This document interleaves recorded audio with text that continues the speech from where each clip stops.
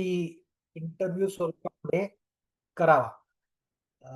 Presentation म्हणलं की नाही म्हटलं तरी थोडंसं कंटाळवाणं होतं. ऑनलाईन सेशन असलं म्हणजे लक्ष इकडे-तिकडे विचलित होणं स्वाभाविक आहे. तर अमितचं पहिल्यांदा स्वागत करतो. अमित माझा चांगला मित्र आहे बाय द वे आणि अक्षयनी ओळख करून दिलीच आहे. त्या व्यतिरिक्त विशेष ओळख करून देण्यासारखी आजच्या विषयाला अनुरूप अशी, की अमित परांजपे यांचे Twitter ज्याला आता आपण X म्हणतो, 1,05,000 फॉलोवर आहेत आणि त्यांच्या अनेक फॉलोअर्सपैकी एक म्हणजे आपले माननीय पंतप्रधान मोदी सुद्धा आहेत. अनेकदा इलॉन मस्क सारख्या विख्यात उद्योजकांनी पण त्यांच्या ट्वीटवरती रिएक्शन दिलेली आहे. केविन पीटरसन, अजिंक्य रहाणे असे क्रिकेटर्स त्यांचे मित्र आहेत. अनेक विषयांवरती त्याचा व्यासंग आहे. त्यामुळे आम्ही असं म्हणतो, की कुठल्याही विषयावर माहिती हवी असेल, तर अमित तिच्यावर गो टू पर्सन. तर अमित, मी काही प्रश्न विचारण्याच्या आधी तुला काही प्रास्ताविक म्हणून काही मांडायचं असेल तर? प्रास्ताविक असं काही नाही. सर्वप्रथम धन्यवाद तुला आणि आयोजकांना. हा महत्त्वाचा विषय आहे आणि मी काही असा त्यातला तज्ञ नाहीये, पण त्याला म्हणता येईल ॲक्टिव्ह युजर आहे सोशल मीडियाचा. आणि त्या अनुषंगाने मला त्याबद्दल ज्या काही आपण म्हणतो बेस्ट प्रॅक्टिसेस शेअर करता येतील, तर त्या नक्कीच करायला आवडेल. आणि त्याचा जितक्या लोकांना फायदा होईल तितका तितका चांगला असं वाटतंय मला. तर सुरू करू आपण. Very good. तर सुरुवातीला मी काही प्रश्न ऑलरेडी जे आलेले आहेत माझ्याकडे ते विचारतो. त्याच्यानंतर we will open it up to the audience. पहिला प्रश्न, मला एक पर्सनल प्रश्न असा विचारायचा आहे, की सोशल मीडिया मध्ये ॲक्टिव्ह व्हावं हे बाय डिझाइन केलं का आपोआप झालं? म्हणजे the way I know Amit, हा काही काय म्हणतात त्याला, ज्याला आपण पेज 3 किंवा रील टाइप पर्सनॅलिटी म्हणतो, तसा तू अजिबात नाहीयेस. तर ते ह्याच्यामध्ये कसा काय तुझा शिरकाव झाला? नाही, तू म्हणतोस ते बरोबर आहे, की हे काही तसं ॲक्सिडेंटलीच झालं. म्हणजे थोडक्यात प्रसिद्धीच्या मागे वगैरे असलं तर तेव्हा काही प्रकार आवडत पण नाही, माहिती पण नव्हता. आणि त्यावेळेला जेव्हा सोशल मीडिया नवीन होतं, साधारणतः मी एक 16-17 वर्षापूर्वीची गोष्ट सांगतोय. म्हणजे तेव्हा फेसबुक, ट्विटर ह्या सगळ्या गोष्टी नवीन होत्या. इंस्टाग्राम वगैरे तर तेव्हा नव्हतंच. तर त्यावेळेला काही खूप थोडी लोकं या नवीन माध्यमाचा उपयोग करायला लागले. आणि त्यावेळेचा त्याचा एकमेव उद्देश असा होता, की त्याच्याही आधी जर का तुम्ही गेलात, साधारणतः 20 वर्षापूर्वी गेलात, तर साधारणतः 2005 सालच्या सुमारास काही लोकांना आठवेल, की ब्लॉग लिहिणं हा प्रकार खूप पॉप्युलर झाला होता. म्हणजे Google स्पॉटवरती किंवा वर्डप्रेसवरती लोकं आपापले ब्लॉग्स अजून सुद्धा करतात, पण तेव्हा त्याची सुरुवात झाली होती. आणि त्याच्यावरती आपलं मनोगत, आपल्याला जे विषय आवडतात त्याबद्दलचं लिखाण, मग छोटं लिखाण असेल किंवा मोठाले लेख असतील, हे लोकं लिहायला लागले होते आणि एकमेकांना ईमेलच्या माध्यमातनं, तेव्हा WhatsApp पण नव्हतं, ईमेलच्या माध्यमातनं शेअर करत होते. आणि ते एक माध्यम तसं बऱ्यापैकी पॉप्युलर झालं होतं. आणि अनेक विषय म्हणजे अ, अ, कुठलाही विषय त्याच्यावरती लोकं ते आपापल्या आवडीप्रमाणे आणि एक्सपर्टीजप्रमाणे लिहित होते. आणि मी पण त्याच्यात सुरुवात केलेली होती. मला जसं संदीप म्हणला, अनेक विषयात रस आहे. आणि म्हणजे ते विषय कुठलेही असू शकतील. म्हणजे एकीकडे क्रिकेट असेल, एकीकडे टेक्नॉलॉजी असेल, एकीकडे इतिहास असेल, एकीकडे राजकारण असेल. तर या सगळ्या विषयांवरती मला वाचायला पण आवडतं. आणि मग मला असं वाटलं, की मला थोडे माझे जे मित्र आहेत, त्यांच्याशी मी काय वाचलंय त्याबद्दल शेअर करायला आवडेल. म्हणून मी ब्लॉगिंगला सुरुवात केली. आणि मग ट्विटर हे माध्यम माझ्याकरता फारच आयडियल निघालं. कारण 2007-8 साली जेव्हा मी सुरुवात केली, तेव्हा ट्विटर ब्लॉगिंगला तेव्हा मायक्रो ब्लॉगिंग म्हणायचे. मायक्रो ब्लॉगिंग म्हणजे थोडक्यात तुम्हाला तेव्हा 140 कॅरेक्टर्सच अलाउड होते. आता 280 अलाउड असतात. आणि तुमची सबस्क्रिप्शन असली तर तुम्हाला जास्त पण लिहिता येतं त्याच्यावरती. तर तुम्हाला जे काय लिहायचंय ते संक्षिप्तात लिहिता यायला लागलं. म्हणजे प्रत्येक वेळा तुम्हाला काही 500 शब्दांचा लेख लिहायची काही गरज नाहीये. तुम्हाला जो काही मुद्दा मांडायचा आहे तो 2 ओळी, 3 ओळीत किंवा एक ट्विटर थ्रेड ज्याला म्हणतात ते करून काही जास्त ओळीत मांडता येईल. आणि त्या दृष्टीने मला हे माध्यम खूप आवडलं. मला त्याचा फायदा असा झाला, की मी लिहायला लागल्यावरती ब्लॉगिंग काय किंवा ट्विटर काय, आपल्याला जे विषय आवडतात त्या विषयातली जी बाकीची मंडळी आहेत, काही तज्ञ असतील, काही आपल्यासारखेच त्याच्यात आवड, रस असणारी लोकं असतील, ते तुम्हाला हळू-हळू भेटायला लागतात. पहिल्या दिवशी भेटत नाहीत. आणि हे आपले पुढचे प्रश्न असणार, की सोशल मीडियावरती नेटवर्किंग कसं करायचं? तर हे पहिल्या दिवशी मुळीच भेटत नाहीत. त्याला काही आठवडे, काही महिने, कधी-कधी काही वर्ष पण लागू शकतात. पण मग ही लोकं भेटायला लागले, तर तुम्ही त्यांच्याबरोबर बरचसं म्हणजे त्याला म्युच्युअली बेनिफिशियल म्हणतात की परस्परी फायद्याचं काम सुद्धा नंतर तुम्हाला बिझनेसच्या दृष्टीने करता येतं. पण सुरुवातीला तुम्ही थोडक्यात बोलायचं झालं तर एक असा एक आपला कट्टा आहे. एक पारावरती लोक बसून आवडत्या विषयावरती गप्पा मारत आहेत. त्यातले सगळे तज्ञ असतील असं नाही. काही तज्ञ आहेत, काहींना नुसता रस आहे, काही आपले उगाचच काहीतरी बोलतायत. तर असा एक ऑनलाईन कट्टा हा तयार झाला सोशल मीडियामुळे. आणि त्याच्यावरती आपल्याला या सगळ्या आवडत्या विषयांवरती चर्चा करायला लागली आणि मग त्यातले नवीन नवीन लोक भेटत गेले. आता हे ऑनलाईन असल्यामुळे तो कट्टा हा जगातला कुठलाही माणूस त्याच्यावरती येऊ शकतो आणि त्यामुळे तुमचं ज्याला नेटवर्क म्हणता येईल ते तुम्ही खूप मोठं करता आलं. तर तशी ती सुरुवात झाली आणि तशीच सुरुवात आपण सगळ्यांनी करावी याबद्दल आपण नंतर बोलूच, ती कशी करायची आणि त्याचे फायदे काय आहेत. तर लुकिंग बॅक आता सोशल मीडिया साधारण एक 15-20 वर्षाचा कालखंड. सोशल मीडियाचा तुला पर्सनली नक्की काय फायदा झाला तुझ्या तुझ्या व्यक्तिमत्वात किंवा तुझ्या कार्यामध्ये काय त्याचा उपयोग नाही, झाला तेच त्याच्या मी म्हणलं पलीकडे? आता तसं मला फायदा असा झाला की मी त्याला बिझनेसच्या दृष्टीने किंवा हल्ली त्याला एक नवीन शब्द आलाय इन्फ्लुएन्सरच्या दृष्टीने किंवा त्याच्यातनं रेव्हेन्यू करायचा या दृष्टीने असा मी स्वतः कुठल्याच दृष्टीने विचार केला नाही. माझा उद्देश एकच होता. मला जे विषय आवडतात, ज्याच्यावरती माझं वाचन आहे, ज्याच्यावरती मी थोडाफार रिसर्च केला असेल, त्या गोष्टी लोकांपर्यंत नेणे. आणि ते करत असताना बाकीची लोक जे माझ्या आवडत्या विषयात जे काही चांगलं काम करतायत, जे काही चांगले विचार मांडतायत, जे काही चांगले लेख, पुस्तकं शेअर करतायत, त्यांच्याशी जोडले जाणे. म्हणजे त्यांचं वाचणे आणि मग आयडियली त्यांच्याशी इंटरॅक्ट करून मग त्यांच्याशी गप्पा गोष्टी करणे. आणि मी एक मुद्दा मांडेन, की याला कित्येक महिने, कित्येक वर्ष लागली. पण आता यातले काही-काही मोठी-मोठी लोकं वेगवेगळ्या विषयातली माझे जे आवडते विषय आहेत, त्यातले माझे खूप चांगले पर्सनल मित्र पण झाले आणि मग नंतर मी त्यांना भेटतो प्रत्यक्षात वगैरे सुद्धा. सगळेच पुण्यात असतील असं नाही, पण मग मुंबईत असतील, बंगलोरला असतील, दिल्लीत असतील, काही भारताच्या बाहेर असतील. पण मी जेव्हा ट्रॅव्हल करतो तेव्हा त्यांना भेटतो सुद्धा. सो मला हा तसा फायदा झाला. प्रत्येकाला तसाच फायदा होईल असं नाही, किंवा तसा फायद्याची गरज आहे असंही नाही. बऱ्याच छोट्या उद्योगांना किंवा आपलं सगळ्यात महत्वाचा फायदा कुठला असतो, की आपलं जे मत आहे किंवा आपला जो उद्योग आहे तो लोकांपर्यंत कसा नेता येईल आणि आपल्याला नवीन गोष्टी कशा शिकता येतील, त्याचा आपल्या आपल्या उद्योगाला किंवा आपल्या एनजीओला त्याचा फायदा होईल.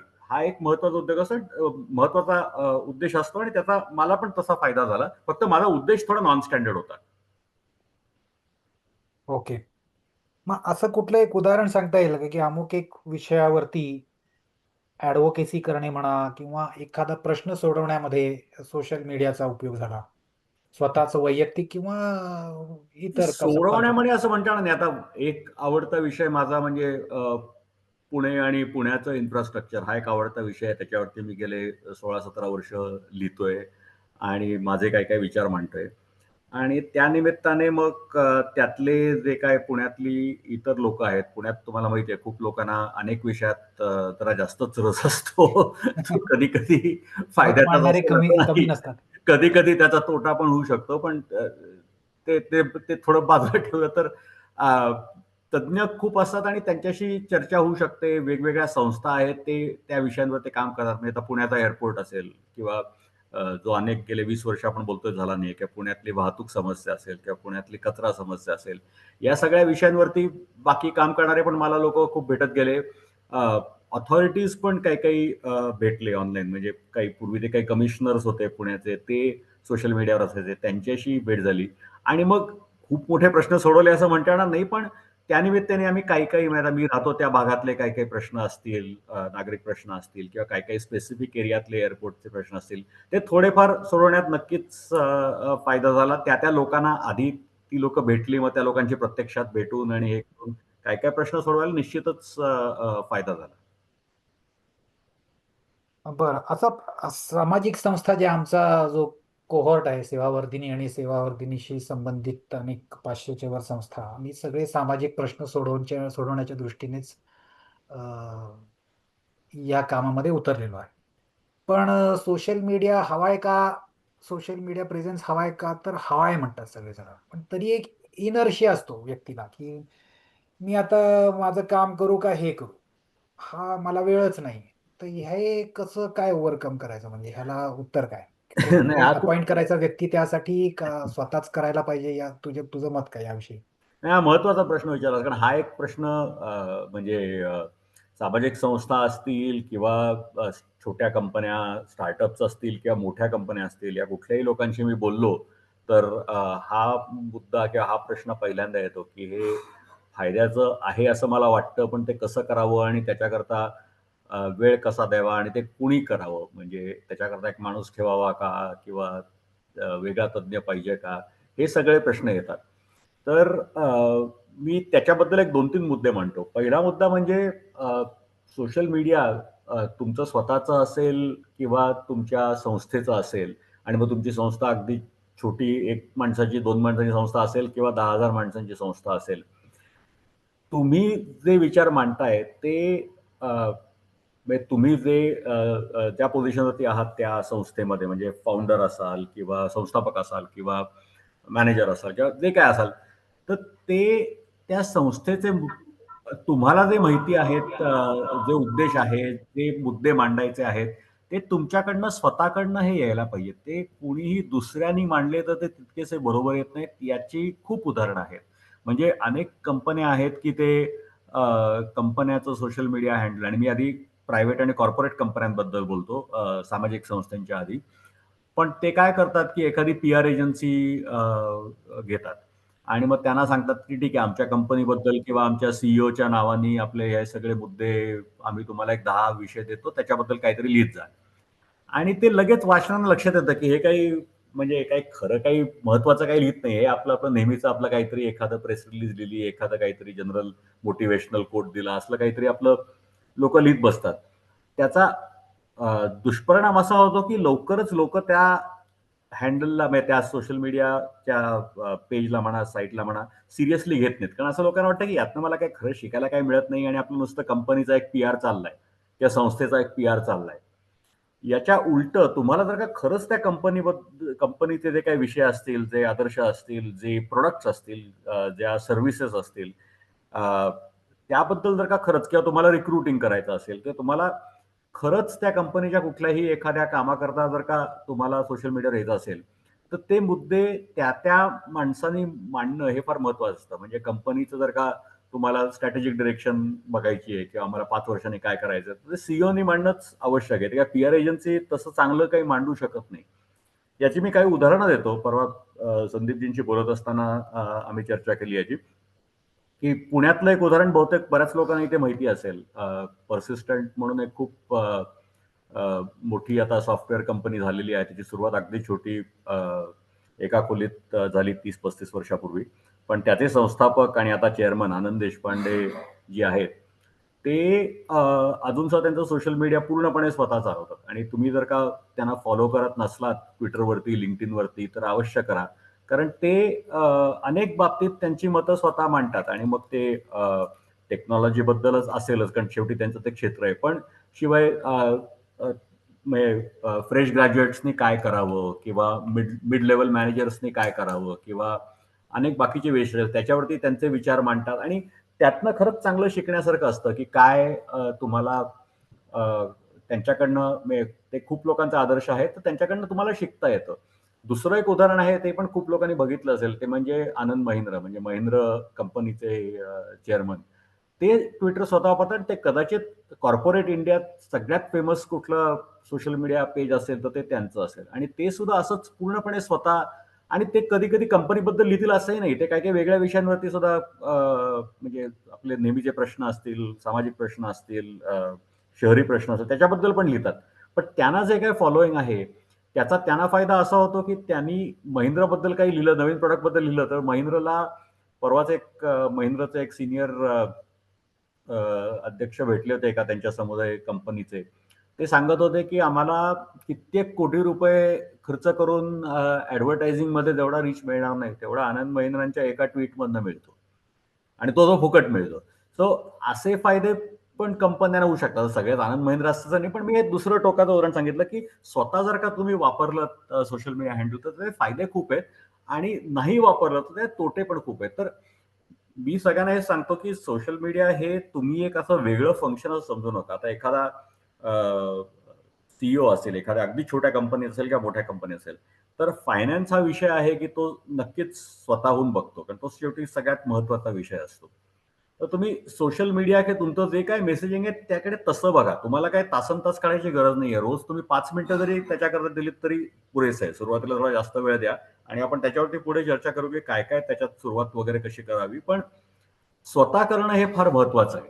थोडी मदत घ्या बाकी लोकांची, पण हे तुम्ही स्वतः म्हणजे आता अगदी मोठे-मोठे वर्ल्ड लीडर्स म्हणले, तर त्याचं तुम्हाला काय-काय उदाहरण मिळतात. म्हणजे आता मोदीजींसारखे असतील किंवा आता अ, परदेशातले काही असतील, तर त्यातले जे काही सोशल मीडियावरती खूप इन्फ्लुएन्शियल लीडर्स आहेत, म्हणजे ते बाकी क्षेत्रात इन्फ्लुएन्शियल आहेतच, पण ते सोशल मीडियावरती पण त्यांना खूप फॉलोइंग आहे. ते स्वतःचे मेसेजेस स्वतः अगदी लिहिले नाही तरी स्वतः वाचतात, स्वतः फीडबॅक देतात आणि मग ते जातात. असं हं. त्यांच्याकरता कोणी आपलं जेनेरिक मेसेज लिहितंय असं नाही. त्यातला शब्दांशब्द त्यांच्याशी चर्चा करून आता एक्झॅक्ट प्रोसेस मला माहीत नाही. मोदींची पण माहीत नाही, बाकीची पण माहीत नाही. पण जनरली हे जे सगळे मोठे लीडर्स आहेत ते त्याच्यात नक्कीच लक्ष घालतात आणि त्याचा फायदा करून घेतात. तर ते तुम्हाला करणं फार आवश्यक आहे आणि वेळ नाही हे हे खरंच एक्सक्यूज होतं. कारण याचे फायदे तुम्हाला नंतर इतके आहेत, आत्ता पहिल्या दिवशी होणार नाहीत किंवा पहिल्या आठवड्यात होणार नाहीत. आणि त्याबद्दल पण बोललो, की फायदे काय होऊ शकतात छोट्या संस्थेला याचे. पण त्याच्याकरता स्वतःचा वेळ देणं आणि स्वतःहून करणं हे अत्यंत महत्वाचं आहे. आमचे सीईओ पण आहेत कदाचित इथे ऑडियन्समध्ये. सीईओनी विचारात घ्यावा मुद्दा, की हे स्वतः करण्याचं काम आहे, कोणाला तरी देण्याचं काम नाही. अ, आणि हे हे कामच आहे. हे काय आपण उगाच काहीतरी वेळ वाया घालवतोय असं ह्याच्याकडे बघितलं तर त्यासाठी कधीच वेळ मिळणार नाही. दुसरं हेजिटेशन असं असतं, की बाबा हे मला जमेल का? की मी एवढा टेक सॅव्ही नाहीये. मग कुठून चुकून काहीतरी वेगळंच काहीतरी झालं, त्याच्यातनं भलतंच काहीतरी निघालं तर मग त्यापेक्षा तज्ञ व्यक्तीने केलेलं चांगलं. म्हणून ते आपला मोबाईल कोणाकडे द्यायचा, पासवर्ड कोणाकडे द्यायचा आणि तू कर बाबा हे सगळं. ही एक टेंडन्सी असते. ती कशी ओव्हरकम करावी? नाही तर ते स्वतः का करावं त्याच्यावरती अजून एक मुद्दा मी म्हणतो आणि सुरुवात कशी करावी. तर आता मला एक्झॅक्टली कोणी दिले मला माहीत नाही, पण बहुधा अनेक जे प्रसिद्ध लेखक असतील त्यांचा हा एक उपदेश असतो, की लोकं जेव्हा विचारतात, की चांगलं लेखक कसं व्हायचं? तर बरेचसे लेखक असं सांगतील तुम्हाला, की तुम्हाला चांगलं लेखक व्हायचं असेल तर पहिल्यांदा तुम्हाला भयंकर वाचनाची गरज आहे. तुम्ही हं. जितकं जास्त वाचाल तितके तुम्ही चांगले लेखक व्हाल. कारण आणि हल्लीच्या युगात एक उदाहरण द्यायचं झालं तर अ, हे जे आपले ChatGPT सारखे जे एल-एल-एम ज्याला म्हणतो आपण, तेच करतायत. त्यांचं वाचन सगळ्यात जास्त आहे. त्यामुळे ते काहीतरी चांगला आउटपुट तुम्हाला तुम्हाला देतायत. तर तुम्ही जेवढं वाचाल तेवढं तुम्ही चांगलं तुमचे विचार मांडू शकाल, तुम्ही शिकाल आणि अ, चांगले मांडू शकाल विचार. पण सोशल मीडियात तेच खरं आहे, की तेच आवश्यक आहे आणि नंतर सोशल मीडियाला तुम्हाला वेळ खूप कमी लागेल. पण सुरुवातीला जी थोडीफार इन्व्हेस्टमेंट करायला लागेल सगळ्यांना, ते म्हणजे मी सगळ्यांना सांगतो सोशल मीडियावरती पहिले 3 महिने, 6 महिने काही लिहूच नका. हं. फक्त वाचा. तुमच्या क्षेत्रातले जे काही आदर्श कंपन्या आहेत, आदर्श लोकं आहेत, आदर्श म्हणजे अगदी मी म्हणतो आनंद महिंद्रा, आनंद देशपांडेसारखी लोकं नको आहेत. पण जे चांगलं काम करतायत, जे ॲक्टिव्ह आहेत. मी आता तुमच्या क्षेत्रात सांगायचं झालं तर सारखाच अकाउंट आहे. ते तुमच्या सेवावर्धिनीचे कामाबद्दल बऱ्याच वेळा काय-काय लिहीत असतात. तर अशा लोकांना फॉलो करून ते कसं लिहितात, काय लिहितात, कुठले शब्द वापरतात, किती फ्रिक्वेंटली लिहितात, रोज लिहितात का आठवड्यातनं एकदा लिहितात आणि नेमके मुद्दे कसे मांडतात म्हणजे फार जाहिरात करत नाहीत, पण फार अगदी मला प्रसिद्धीच नकोय असं पण करत नाहीत. कारण आपण दोन्ही टोकाची लोकं बघतो, की अति जाहिरात करणारी लोकं असतात किंवा चांगलं काम करून मुळीच न बोलणारी पण लोकं असतात. तर तो बॅलन्स कसा आहे, तर ते सगळं शिकण्याकरता तुम्हाला पहिले काही महिने हे केवळ तुमच्या क्षेत्रातली जी लोकं आहेत त्यांचं फॉलो करणं हे अत्यंत महत्वाचं आहे.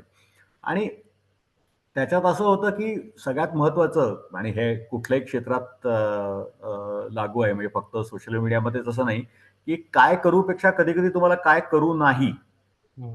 याची पण माहिती खूप चांगली मिळते खूप चांगल्या लोकांचं वाचलं तर. म्हणजे सोशल मीडिया तुम्हाला सगळ्यांना माहिती आहे. एका दृष्टीने पॉवरफुल टूल आहे, पण एका दृष्टीने चालले म्हणजे डेंजरस टूल आहे. म्हणजे काहीतरी उगाच चुकून काहीतरी लिहिलं, मुद्दामून असं नाही, चुकून काहीतरी चुकीचे शब्द वापरले, चुकीचं वाक्य लिहिलं, त्याचे दुष्परिणाम पण खूप मोठ्या प्रमाणात होऊ शकतात. तर नक्की काय लिहू नये, कॉन्ट्रोव्हर्सीमध्ये का पडू नये किंवा आपलं जे क्षेत्र आहे त्याच्याशीच संबंधित लिहावं. उगाच आपलं कुठल्यातरी भलत्या क्षेत्रावरती, भलत्याच कशावरती तरी लिहायला जाऊ नये.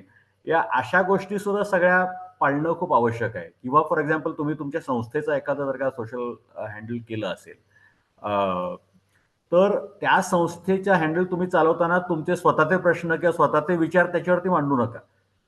तुमची संस्था आणि तुम्ही हे वेगळी व्यक्ती आहात. तर तुम्हाला तुमचे विचार मांडायला तुम्ही स्वतः ॲज अन इंडिव्हिज्युअल तुम्ही सोशल मीडियावरती या. पण कधी-कधी काय होतं, छोट्या कंपन्यात मी खूप वेळा बघतो, की हे स्वतःचे विचार किंवा स्वतःचे प्रश्न किंवा स्वतःचे हे कंपनी किंवा तुमच्या संस्थेच्या नावाने लोकं जेव्हा करतात, त्याचे दुष्परिणाम सुद्धा खूप होऊ शकतात. तर ते एक टाळणं फार आवश्यक आहे. सगळ्यात महत्त्वाचं म्हणजे कुठल्या विषयांवर बोलू नये आणि आपापल्या आपण सोशल मीडियावरती का आहोत? आता एखादी सामाजिक संस्था म्हणून आपण सोशल मीडिया आहोत, तर आपले मूळ उद्देश काय आहेत? तर बेसिकली बाकीच्या सामाजिक संस्था काय करतायत, त्यांच्याकडनं काय शिकण्यासारखं आहे, अ, राजकारणी लोक काय करतायत आपल्या क्षेत्रात, काही स्कीम्स नवीन येत आहेत का.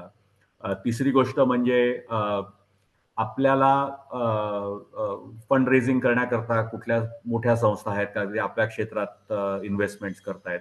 आणि चौथी आणि सगळ्यात महत्वाची गोष्ट म्हणजे आपलं जे काम आहे ते जास्त लोकांपर्यंत कसं नेता येईल. तर त्याबद्दल आपण बोलू पुढे, की सोशल मीडिया हे लोकांपर्यंत कसं न्यायचंय. पण त्याच्या आधीचं मी म्हणतोय, की तुम्ही काही लिहायला लागायच्या आधी सुद्धा सुरुवातीला फक्त वाचन करा.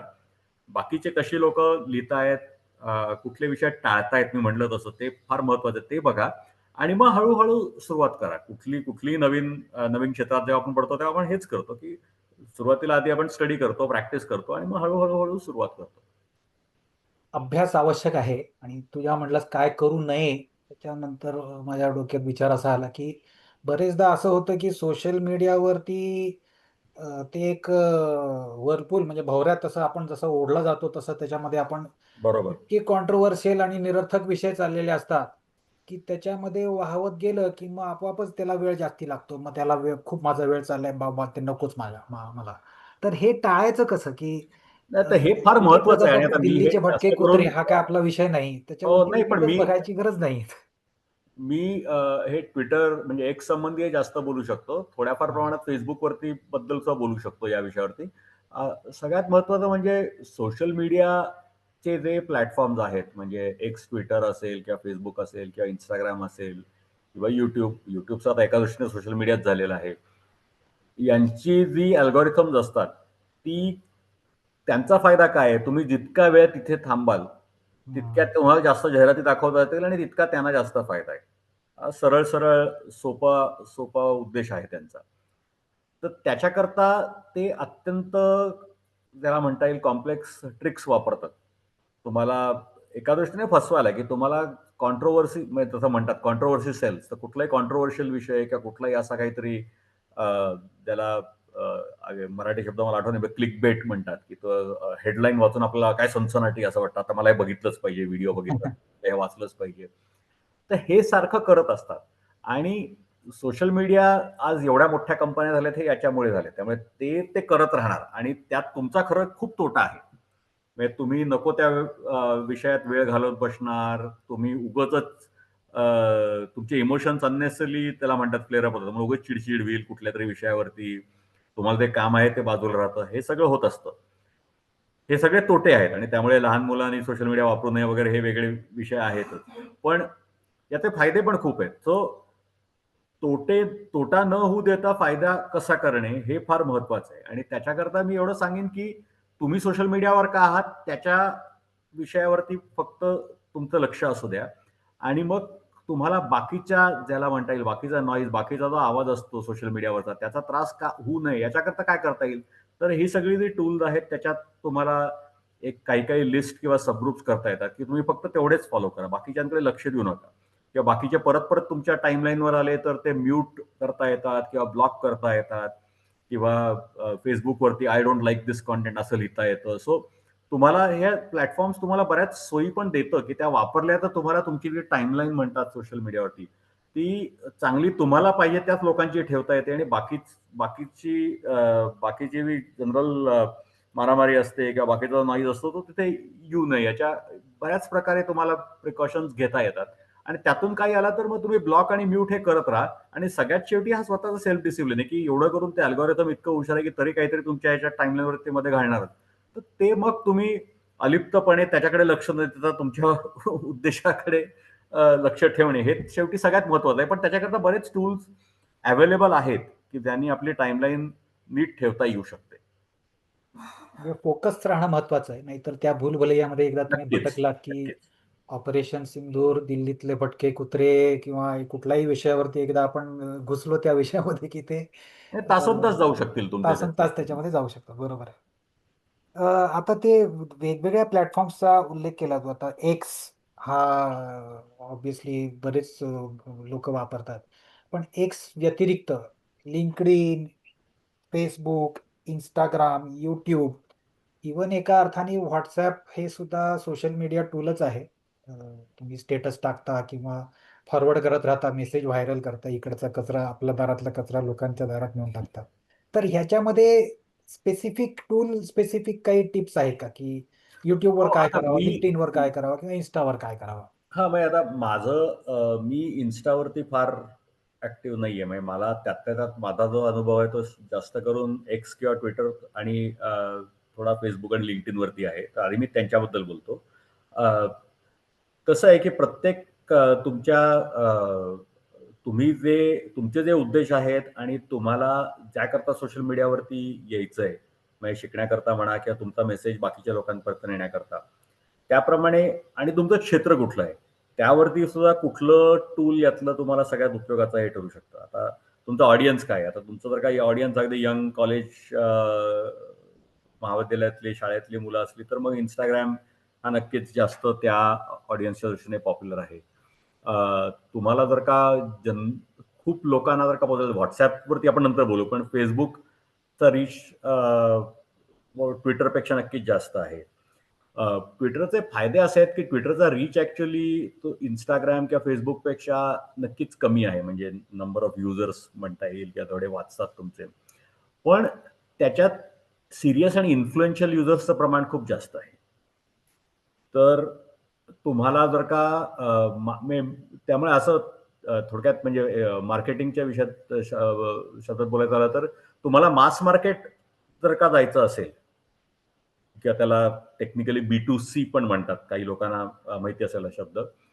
तर मग Instagram, Facebook सारख्या YouTube सारख्या प्लॅटफॉर्म्स हे जास्त उपयोगाचे आहेत. कारण त्यांचा युजर बेस खूप मोठा आहे आणि सामान्य माणसं सगळे ते वाचतात. सगळ्या वयोगटातली लोकं वाचतात वगैरे, वगैरे, वगैरे. पण तुम्हाला स्पेसिफिक तुमच्या ग्रुपमधल्या किंवा इन्फ्लुएन्शियल लोकांच्या मागे जायचं असेल म्हणजे आणि इन्फ्लुएन्शियल म्हणजे मी बॉलिवूडचे इन्फ्लुएन्शियल वगैरे म्हणत नाही. पण म्हणजे जे राजकारणात इन्फ्लुएन्शियल आहेत, जे ब्युरोक्रसीमध्ये इन्फ्लुएन्शियल आहेत, जे पॉलिसी मेकिंगमध्ये इन्फ्लुएन्शियल आहेत, जे कॉर्पोरेट वर्ल्डमध्ये इन्फ्लुएन्शियल आहेत, जे एनजीओ वर्ल्डमध्ये इन्फ्लुएन्शियल आहेत. ते फंडिंग करतात किंवा मोठ्या संस्था चालवतात नॉट फॉर प्रॉफिटच्या वगैरे. ही अशी आणि आणि सगळ्यात महत्वाचं म्हणजे सगळे टॉप जर्नलिस्ट. शेवटी किती झालं तरी, किती सोशल मीडिया आला तरी शेवटी journalist continue to be important to get your message across to a large number of people. म्हणजे त्यांनी एखादं चांगलं आर्टिकल लिहिलं तर सगळे चांगले जर्नलिस्ट ॲट ऑल लेवल्स म्हणजे अगदी नॅशनल लेवल असू दे, स्टेट लेवल असू दे आणि अगदी पुण्याच्या लेवलला बघितलं तरी सगळे चांगले जर्नलिस्ट आणि मराठी पेपरातले सगळे चांगले जर्नलिस्ट माझे त्यातले खूप माझे मित्र झालेले आहेत. ते सगळे सकाळमधले, महाराष्ट्र टाइम्समधले, लोकसत्तामधले. ते सगळे जर्नलिस्ट पण ट्विटरवरती आहेत. सो हं. ट्विटरचा फायदा हा बऱ्याच वेळेला एंड मार्केटपेक्षा इन्फ्लुएन्शियल लोकांना आपला मेसेज कसा पुरवता येईल या दृष्टीने जास्त आहे. त्यामुळे मी सगळ्यांना सांगतो, की कंपनी असेल किंवा एनजीओ असेल तर ट्विटरचा फायदा तो आहे. तुम्ही ट्विटरची पोस्ट तुमची अशी 10,000 लोकांपर्यंत जाणार नाही. YouTubeचा पोस्ट जाईल कदाचित. तुम्ही चांगलं काम करत असाल तर. Facebookचा सुद्धा कदाचित जाईल. ट्विटरचा कदाचित 100 लोकांपर्यंत जाईल. पण त्या 100 लोकांमध्ये जर का 4-5 इन्फ्लुएन्शियल जर्नलिस्ट असतील, 2-3 चांगले मोठे एनजीओ फंड करणारे कोणी असतील, तर त्याचा तुम्हाला फायदा कदाचित लाँग टर्ममध्ये अजून जास्त होऊ शकतो. हं. तो तसा तुम्ही विचार करायला पाहिजे. सो तुम्ही फक्त इम्प्रेशन्सवरती जाऊ नका. म्हणजे ट्विटरचे इम्प्रेशन बघितले तर कदाचित तुम्हाला इतके कमी वाटतील. त्यामुळे दोन्हीचा उद्देश थोडा वेगळा आहे. म्हणजे तुमचं काम YouTubeवर टाकणं आणि मग ती YouTubeची क्लिप WhatsAppवरती पसरवणं हे करणं आवश्यक आहेच. आणि ते खूप लोकांपर्यंत सगळ्यात जास्त जाऊ शकतं. म्हणजे फेसबुकपेक्षा जास्त एखादी क्लिप युट्यूबवरती तयार करणं तुमच्या कामाबद्दल, कामाचं आढावा घेणारा किंवा एखादा तुम्ही काय काय केलंय आणि मग ते व्हॉट्सअपद्वारे स्प्रेड करणं कदाचित सगळ्यात जास्त तुम्हाला व्ह्यूज त्याला हल्ली म्हणतात. काही लहान तरुण मुलांचा ऑडियन्स असेल तर तेच इन्स्टा रील करून टाकणं त्याचा नक्कीच फायदा आहे. पण इन्फ्लुएन्शियल लोक which I where I include journalist and media as well त्याकरता ट्विटर आवश्यक आहे. सो आणि लिंक्डइन हा जास्त करून बिझनेस आणि या दृष्टीने जास्त वापरला होता. पण दिवसेंदिवस लिंक्डइन सुद्धा आता खूप प्रमाणात एनजीओ आणि सामाजिक संस्था पण वापरायला लागलेल्या आहेत. सो लिंक्डइनचा उपयोग सुद्धा थोड्याफार प्रमाणात ट्विटर सारखा आहे की तो एकदम खूप लोकांपर्यंत तुमचं काम जाणार नाही, पण इन्फ्लुएन्शियल लोक जे आहेत तुमच्या क्षेत्रातले म्हणजे सीएसआरची काही लोक असतील ते तुमच्या दृष्टीने खूप महत्वाचं आहे. तर सीएसआर मॅनेजर जे असतात त्या मोठ्या कंपन्यांचे ते लिंक्डइनवरती असतात बऱ्याच वेळेला. ट्विटरपेक्षा जास्त ते लिंक्डइनवरती असतात. तर त्या दृष्टीने लिंक्डइन महत्वाचं आहे. तुम्ही लिंक्डइनवरती तुमचं काम चांगलं लिहिलं तर कदाचित लोक कमी बघतील, पण एखादा महत्वाचा सीएसआर मॅनेजर हे तुमचं काम बघू शकेल. तर त्याचा फायदा कदाचित 1000 लोकांनी तुमची युट्यूब क्लिप बघण्यापेक्षा जास्त होऊ शकतो. सो तसा विचार करा. सो त्या दृष्टीने लिंक्डइन आणि ट्विटरचे फायदे वेगळे आहेत. युट्यूब, व्हॉट्सअप, फेसबुकचे फायदे वेगळे आहेत. म्हणजे आपलं नेमकं उद्दिष्ट काय? लाईक्स मिळवणं किंवा व्ह्यूज मिळवणं का स्पेसिफिक कुठला एक विषय लोकांसमोर घेऊन आणि जाणं आणि बऱ्याच वेळा महत्वाचं? दोन्ही उद्देश असू शकतात. पण ते हा. माहिती असणं महत्वाचं, की मी हे इथे YouTubeवर का आहे आणि मी Twitterवर का आहे? उद्देश महत्वाचे, माहिती असणं महत्वाचं. म्हणजे म्हणजे मग तुम्ही त्याप्रमाणे तिथे तसं लिहू शकाल, की हे याचा ऑडियन्स काय आहे आणि याचा ऑडियन्स काय आहे. आता महत्वाचा प्रश्न असा आहे की बरेचदा आम्ही आता अनेक संस्थांमध्ये आमचा एक सेवा तरंग हा जो प्लॅटफॉर्म आहे, अनेक संस्थांशी आमची चर्चा होत असते आणि बऱ्याच संस्थांचं आता बाय डिफॉल्ट फेसबुक पेज असतं, युट्यूब चॅनल असतं आणि वेबसाईट असते, हे सगळं असतं.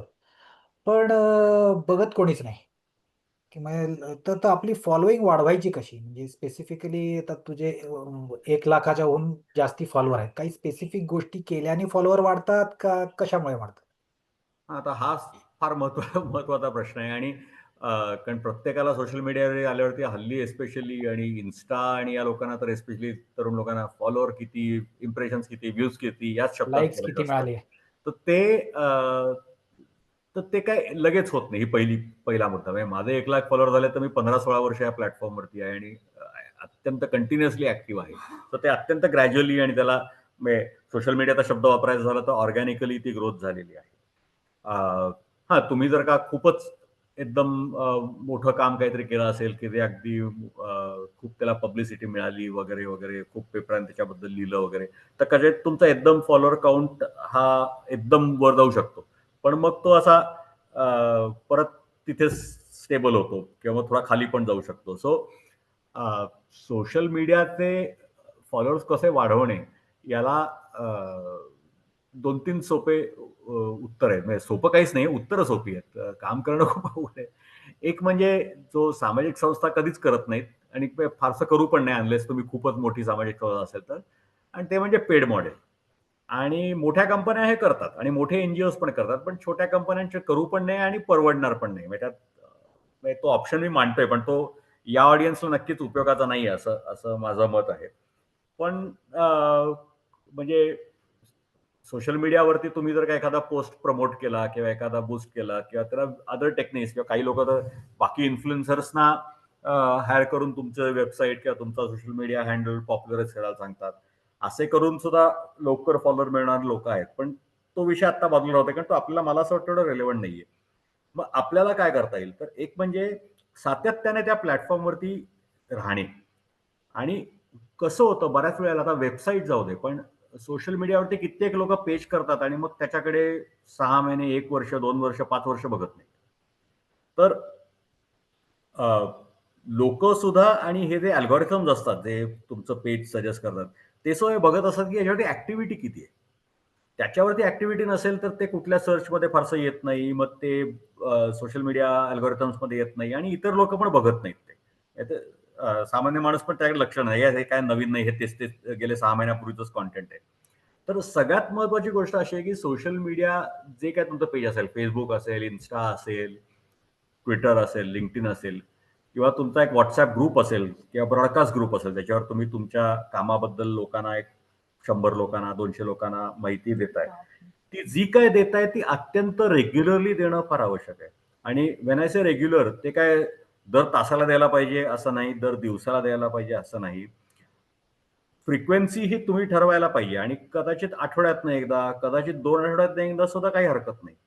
पण ती जर का रेग्युलरली देत राहिलात, तर मग लोकं तुमच्या चॅनलवरती आले, जो का कुठला प्लॅटफॉर्म असेल, की त्यांना लक्षात येईल, अच्छा ठीक आहे, दर 1 आठवड्याला, दर 2 आठवड्याला, दर 1 महिन्याला इथे चांगले अपडेट्स असतात ना, यांचं काय-काय काम आहे. आता मला परत यायला पाहिजे.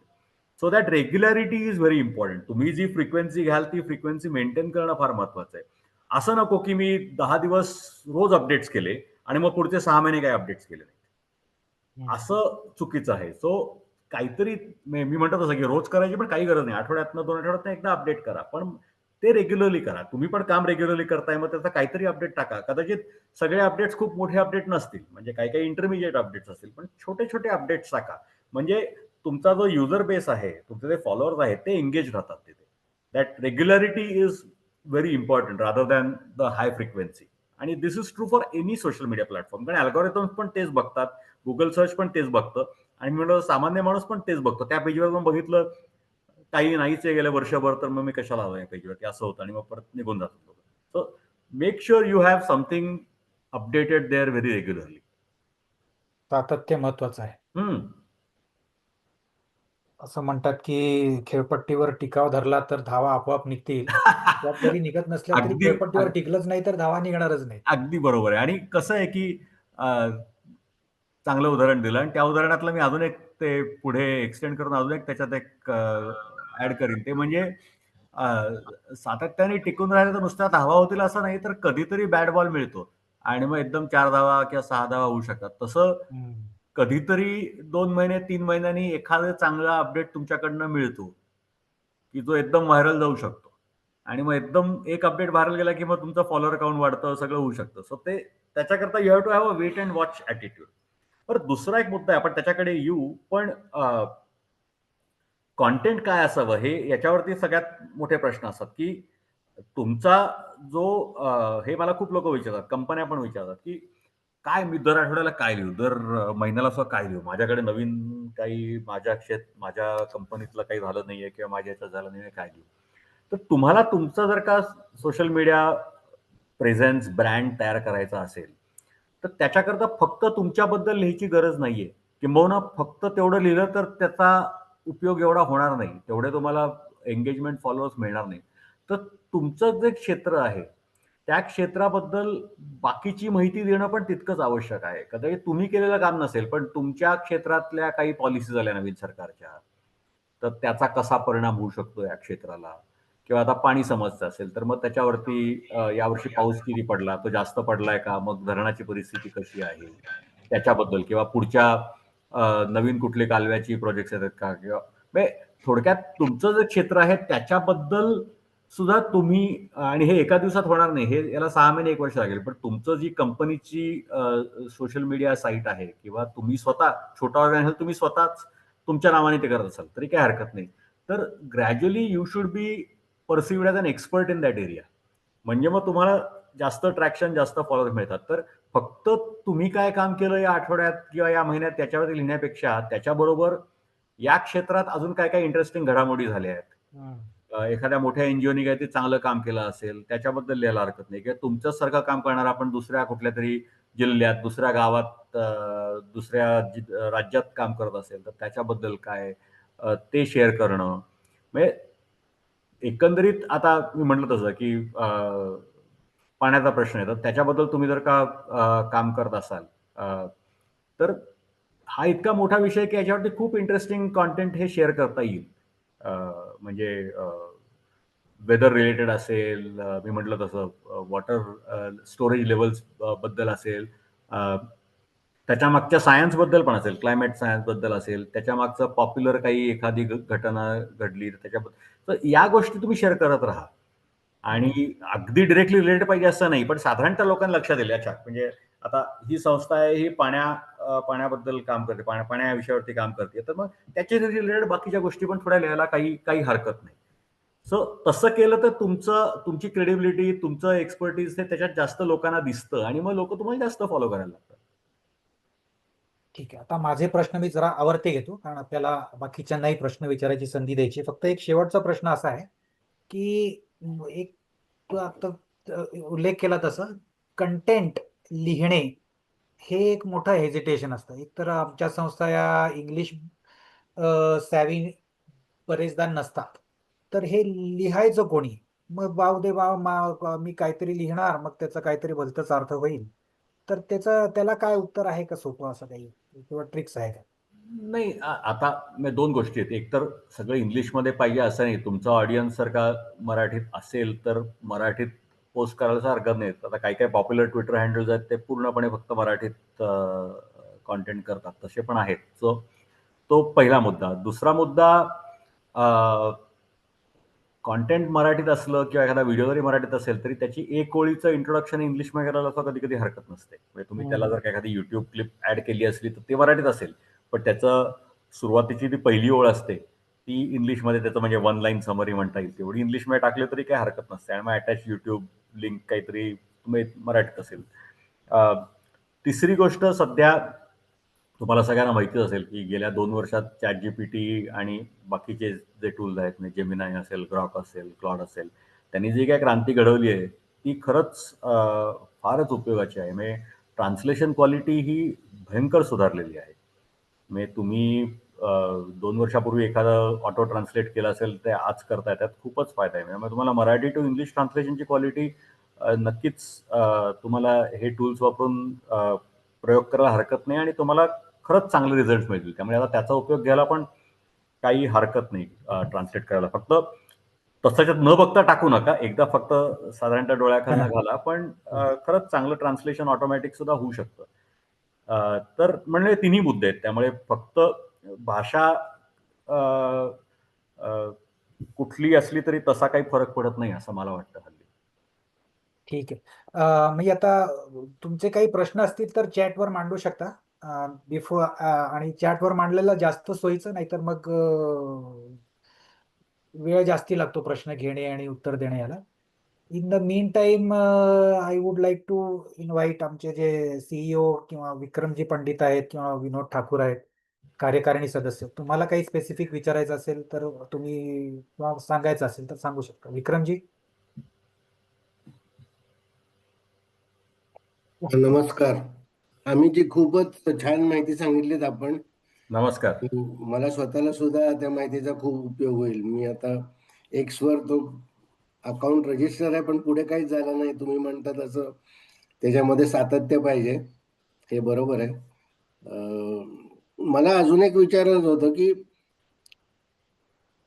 फॉलोअर्स कसे वाढवायचे, म्हणजे प्रॅक्टिकल आता प्रश्न माझ्या पुढे पण आहे की माझे 4 मित्र माझे फॉलोअर आहेत. त्याच्या पलीकडे काय जात त्याच्यासाठी जसं तुमच्या फेसबुकमध्ये ॲट अबाउट म्हणून जसं असतं की हायलायटर, तसं एक्समध्ये किंवा असं काही असतं का?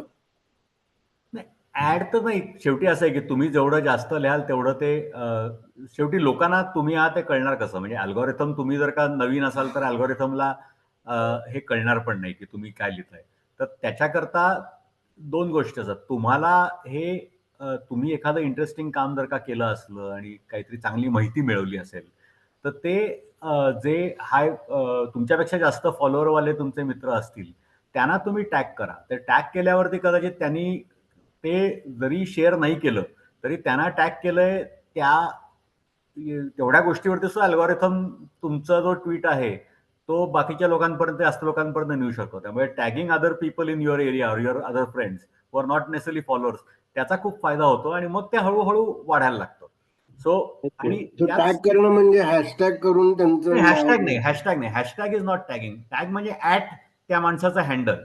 ओके. तर मला टॅग करायचं at A Paranjape for example. आणि जास्त लोकांना फॉलो करा. म्हणजे सुरुवातीला मी काय म्हणतो, एनिवे मी जसं म्हणलं की पहिले काही आठवडे, काही महिने तुम्ही ट्विट करूच नका, पण बाकीचे काय ट्विट करतायत ते बघा. तर तुमचे 4 फॉलोअर असतील, पण तुम्ही 5-50 लोकांना फॉलो करा, कधी 100 लोकांना, 200 लोकांना पण फॉलो करा. आता मग हेच, म्हणजे आता मी तुम्हाला फॉलो करायचं म्हणजे मी एक्झॅक्टली एक्सवर काय करायचं? तर माझ्या हँडलला जाऊन तिथे एक फॉलो म्हणून एक बटन असतं, ते सिलेक्ट करायचं. म्हणजे ट्विटर आणि फेसबुक मधला फरक एवढाच आहे की फेसबुकमध्ये फ्रेंड हा कॉन्सेप्ट असतो. तो फ्रेंड जेव्हा तुम्ही होता तेव्हा तुम्ही दोघंही एकमेकांना कनेक्ट होता. फेसबुकमध्ये फॉलो पण आहे, पण ते नंतर 5,000 तुमचे फ्रेंड झाल्यावरती येतं. वेळेस ट्विटरवरती त्यांनी पहिल्या दिवशीपासून काय केलं, त्यांनी ते ब्लॉगिंग सारखं केलं की तुम्ही कोणालाही फॉलो करू शकता आणि कोणीही तुम्हाला फॉलो करू शकतं आणि that doesn't have to be a common set. म्हणजे मी आता फॉर एक्झाम्पल अजिंक्य रहाणे अजिंक्य रहाणे घ्या. अजिंक्य रहाणेला 2 मिलियन लोक फॉलो करतात आणि तो कदाचित 200 लोकांना फॉलो करतो.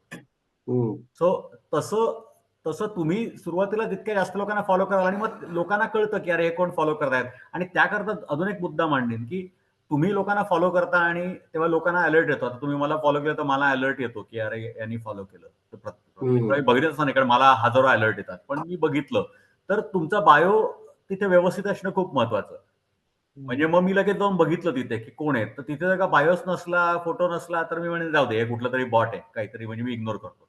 तर बायो व्यवस्थित असेल की मी या संस्थेचा आहे, माझ्या आवडी या आहेत आणि 2-3 जर का ट्विट्स असतील तुमच्या आवडीच्या सुरुवातीला ऑलरेडी केलेल्या, तर म्हणजे मग मला अंदाज येतो, अच्छा अच्छा हे ही व्यक्ती आहे, हे हे ही बॅकग्राऊंड आहे, या विषयावर लिहितीये वगैरे वगैरे. मग then chances of others following you are higher. आणि दिस इज आता समजा मला आता एनजीओ या संदर्भामध्ये आपले सगळे सेवा संस्था यांना इंटरेस्ट असेल समजा, तर त्यांनी त्या त्या क्षेत्रातल्या लोकांची नावं घेऊन त्यांच्यावर ट्विटर हँडल शोधायचं कसं? हा, तर ते ट्विटर हँडल हल्ली शोधण्याकरता सगळ्यात पॉवरफुल टूल आज सुद्धा गुगलच आहे, ट्विटर नाहीये.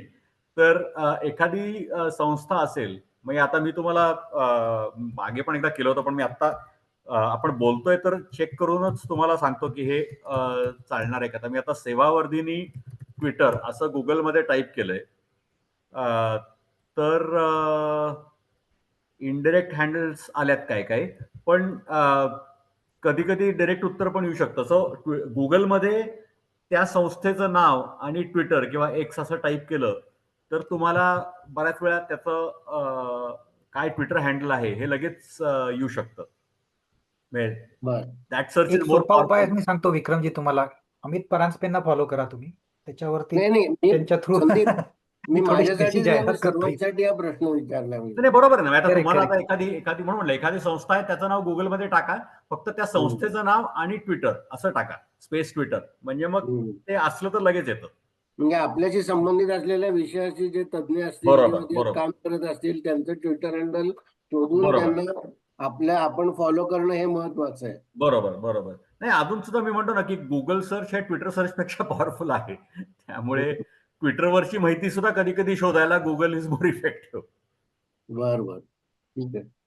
विनोदजी तुम्हाला काही, मी मध्येच अनम्यूट केलं होतं म्हणून. विनोद ठाकूर.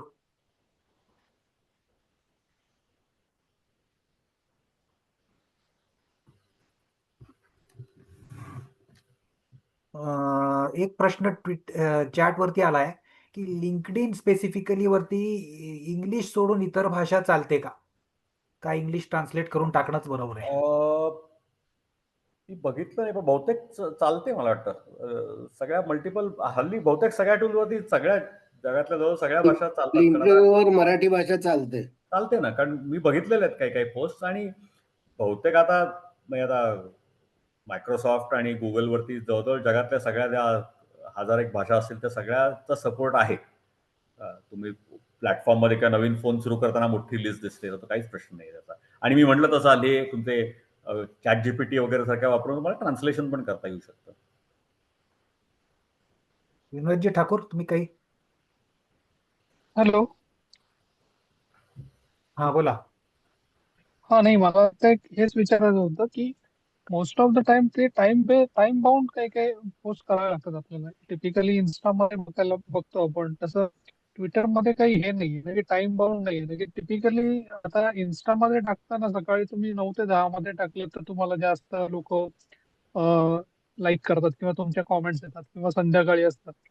तसं काही करता येतं का आपल्याला टाइम हो, बाउंड? ट्विटरला पण असं आहे. काही आहे ट्विटरला का? म्हणजे तुम्हाला अल्गोरिदम आहे का त्याचं, की बाबा त्याच्यामुळे होतं का? फेसबुकचं नाही कसं नाही, हे होतं, जेव्हा मी पोस्ट करतो जेव्हा जे लॉग इन असतात तेवढेच लोक बघू शकतात ऑनलाईन, बाकीचे बघू शकत नाही. आता हायलाइट्स मुळे होतं ते, पण आधी तसं होतं. नाही, तो ट्विटरवरती सुद्धा तुम्ही तसं करू शकता. म्हणजे एखाद्या टाइमला पोस्ट हा टाकू शकता. म्हणजे ट्विटरवरती तुम्हाला पोस्ट लेटर आणि टाइम वगैरे हल्ली टाकायची सोय आहे. आणि तुम्ही म्हटलं ते बरोबर आहे ओके. की या कुठल्याही सोशल मीडियाला प्राईम टाइम असतो.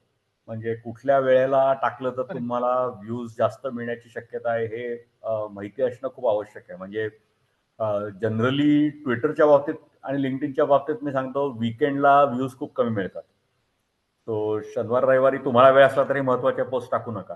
म्हणजे सोमवारी सकाळी, मंगळवारी सकाळी सकाळी साधारणतः 9 ते 11 मध्ये सगळ्यात जास्त ऍक्टिव्ह व्ह्यूज मिळतात. मग त्या दिवशीत वगैरे. तर अशा काय काय गोष्टी महत्त्वाच्या आहेत आणि तुम्ही चांगला महत्त्वाचा प्रश्न विचारला.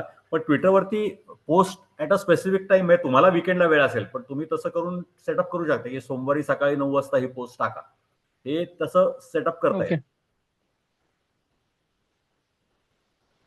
ऑडियन्समधून काही प्रश्न असतील अजून तर चॅटवरती टाकू शकता किंवा तुम्हाला अगदीच विचारायचं असेल तर हँड रेज केलं तर अनम्यूट करूया. तर मला काही प्रश्न होते. नवचेतनामधून प्रतीक थोरात सर. हा बोला. सर, माझा पहिला प्रश्न असा होता की अकाउंट रीचचा जो प्रॉब्लेम येत आहे सध्या, कंटिन्यू पोस्ट सोडून पण व्ह्यूज मिळत नाहीत. तर त्याच्यासाठी काही सजेशन असले तर. म्हणजे हे तुम्ही एक्स बद्दल बोलताय का जनरली कुठल्याही सोशल मीडियाबद्दल बोलताय? प्रत्येक सोशल मीडियाबद्दल सर, हा, प्रत्येक नाही, आता लिंक्डइन, कसं आहे माहितीये ट्विटर. का, हा मुद्दा बरोबर आहे. कारण काय झालंय हल्ली दिवसेंदिवस 15 वर्षापूर्वीची गोष्ट जाऊ दे, पण अगदी 2-4 वर्षापूर्वीपेक्षा सुद्धा इतके लोक जास्त कॉन्टेंट टाकतायत की त्यामुळे प्रत्येकाचेच व्ह्यूज कमी होत आहेत. कारण तेवढे जास्त कॉन्टेंट असला की शेवटी बघणारे तेवढेच आहेत, पण लिहिणारे जास्त झालेत अनफॉर्च्युनेटली. त्यामुळे सगळ्याच प्लॅटफॉर्मवरती हा प्रॉब्लेम आलेला आहे गेल्या 2-3 वर्षात की व्ह्यूज कमी व्हायला लागलेले आहेत. आणि ते तर आपल्याला फारसं बदलणार नाही. आपल्या हातात काय काय गोष्टी आहेत, तर मी म्हटलं तसं चांगला कॉन्टेंट लिहिणे, चांगला कॉन्टेंट आपण लिहिला तर तो आपण शेअर करणे. हा हा एक मुद्दा मगाशी मी मांडायचा राहिला माझा आणि हा महत्त्वाचा आहे. बरं झालं तुम्ही हा चांगला प्रश्न विचारलात, की आपण एखादा चांगला पोस्ट लिहिला, ट्विटरवरती लिहिला, Instagramवरती लिहिला, तर त्याचे व्ह्यूज कसे वाढवायचे आणि तो कसा शेअर करायचा, एस्पेशली वेन आपला फॉलोअर काउंट खूप कमी असेल. मगाशी पण तुम्ही विचारलं की पंडितजीने विचारलं की माझे 4च फॉलोअर आहेत, मग मी चांगला पोस्ट लिहिला ट्विटरवरती तर ते बघणार कसे लोक. तर याच्याकरता सुरुवातीला तुमचा एखाद्या प्लॅटफॉर्मवरती जोपर्यंत जम बसत नाही, जोपर्यंत तुमचा फॉलोअर काउंट तिथे चांगला होत नाही, तोपर्यंत तुम्ही बाकीचे प्लॅटफॉर्म वापरणं हे खूप महत्वाचं आहे. म्हणजे मी उदाहरण देतो. आता 15 वर्षापूर्वी व्हॉट्सअप पण नव्हतं, बाकीचे कुठले प्लॅटफॉर्म नव्हते. तेव्हा सगळ्यात मोठा प्लॅटफॉर्म काय होता, आपलं मत बाकीच्या ठिकाणी न्यायला, मित्रांकडे न्यायला? ईमेल. ईमेल अजून सुद्धा आहे, पण तेव्हा तेवढा एकच मार्ग होता. तर मी एखादा पोस्ट लिहिला, ब्लॉग लिहिला किंवा एखादा ट्विटरवर पोस्ट लिहिला, तर तो ईमेल माध्यमातून मी 100 मित्रांना शेअर करू शकतो. आणि त्यातले अर्धे असतील ट्विटरवरती, ते येऊन ट्विटरवरती बघू शकता. म्हणजे त्यांना ट्विटरवर असल्याने ईमेल ही गोष्ट अशी आहे की ते प्रत्येकजण बघतोच. म्हणजे असं तुमच्या टाइमलाईन मधनं जात नाही सहसा. तसंच आता ईमेलची जागा बऱ्याच प्रमाणात, पूर्ण प्रमाणात नाही, पण बऱ्याच प्रमाणात मी म्हणेन व्हॉट्सअपनी घेतलेली आहे. तर तुम्ही एखादा चांगला पोस्ट इन्स्टावरती किंवा ट्विटरवरती केलात आणि तुमचा तिथे फॉलोअर काउंट कमी आहे, तर तुमचे जे काय 50-100 फक्त हे केअरफुली करा. सारखं केलं तर तुमचे मित्र तुम्हाला ब्लॉक करून टाकतील, इग्नोर करतील. तर सारखं करा असं म्हणत नाही, पण तुम्हाला असं वाटतंय की एखादा चांगला पॉइंट पोस्ट तुम्ही टाकलाय, तुमच्या कामाबद्दल टाकलाय, तर तो पोस्ट तुम्ही व्हॉट्सअप किंवा ईमेलद्वारे 100-200 तुमचे जे काही बाकीचे मित्र, कलिग्स, प्रोफेशनल कलिग्स असतील त्यांना शेअर करा. तर ते व्ह्यूज तुम्हाला ऑटोमॅटिक मिळतात. म्हणजे त्यातले जे लोक ते याच्यावर जातात आणि त्यांना आवडलं तर कदाचित ते अँप्लिफाय पण करतात. म्हणजे मग ते रिट्वीट किंवा रिशेअर करू शकतात किंवा लाईक करू शकतात. सो हा मुद्दा खूप महत्वाचा आहे की तुम्ही एखाद्या प्लॅटफॉर्मवर ऍक्टिव्ह नसलात पण बाकीच्या प्लॅटफॉर्मवरती ऍक्टिव्ह आहात. मी आता फॉर एक्झाम्पल मी इन्स्टावरती ऍक्टिव्ह नाहीये, पण फेसबुकवरती ट्विटरवरती आहे आणि मला इन्स्टाचा पोस्ट प्रमोट करायचा. मी माझा इन्स्टाचा पोस्ट मी माझ्या ट्विटरवर टाकतो. तर सडनली माझे एवढे ट्विटर फॉलोअर्स ते बघू शकतो. याच्या एखादा माणूस याच्याबरोबर उलट करू शकेल की या प्लॅटफॉर्मवरती ऍक्टिव्ह आहे आणि याच्यावर नाहीये आणि व्हॉट्सअपवरती सगळेच ऍक्टिव्ह आहेत. तर व्हॉट्सअपच्या माध्यमातून पण तुम्ही तुमचा पोस्ट हा अनेक लोकांपर्यंत नेऊ शकता.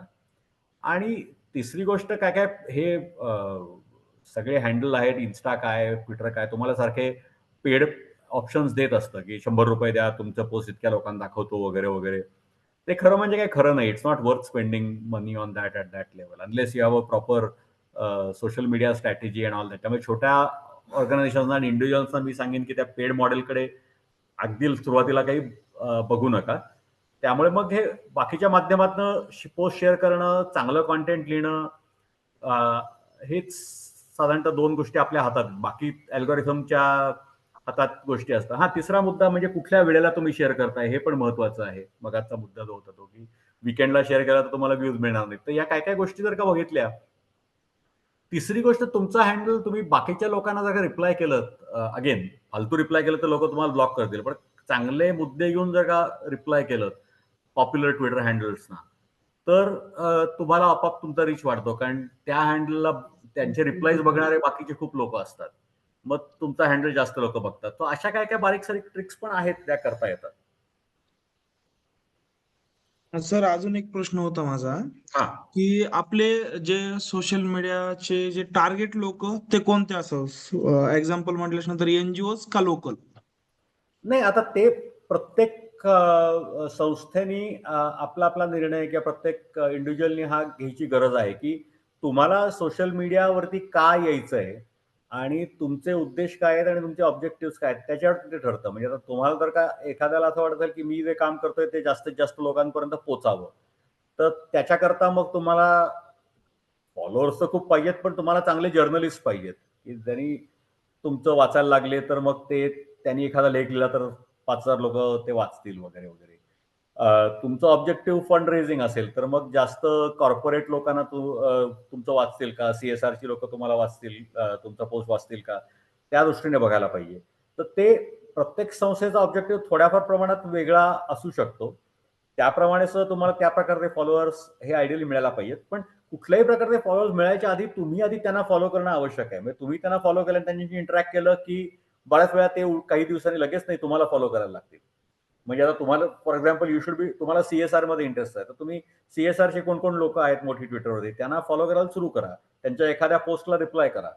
मग त्यांना वाटेल अरे हे कोण आहेत, अच्छा ही पण अशीच संस्था आहे, मग मी बघतो काय करतायत ते वगैरे वगैरे. अशी ती ओळख हळूहळू होत राहते. पण प्रत्येक संस्थेचा हा उत्तर वेगळं असू शकतं कदाचित. चंदवीर दादाचा प्रश्न आहे, शनिवार संध्याकाळी 5 ते 9 मध्ये जास्त रीच मिळतो असं काही लोकांचं मत आहे. ट्विटरवरती नक्की कुठल्या नाही. प्लॅटफॉर्मवरती? हा, सो मला आता इंस्टाग्राम आणि फेसबुकचं एवढं माहित नाही, पण ट्विटरवरती नक्की नाही. ट्विटरचा हा बऱ्यापैकी पॉप्युलर टाइम नाहीये. ट्विटर जास्त करून लोक वर्किंग आवर, ट्विटर आणि लिंक्डइन जास्त करून वर्किंग आवर्स मध्ये बघतात. इंस्टाग्राम हे जास्त नॉन वर्किंग आवर्स मध्ये बघतात. त्यामुळे त्याची प्राईम टाइम हे एक्झॅक्टली अपोजिट असतात असं मला वाटतं. ठीक आहे.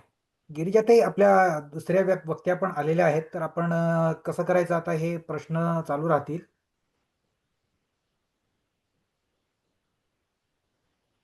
गिरिजाताई? हा ठीक आहे सर, आपण दुसऱ्या सत्राकडे वळूयात. चालू शकेल ना? अजून काही प्रश्न घ्यायचे का? लोकांना काही प्रश्न आहेत का अजून?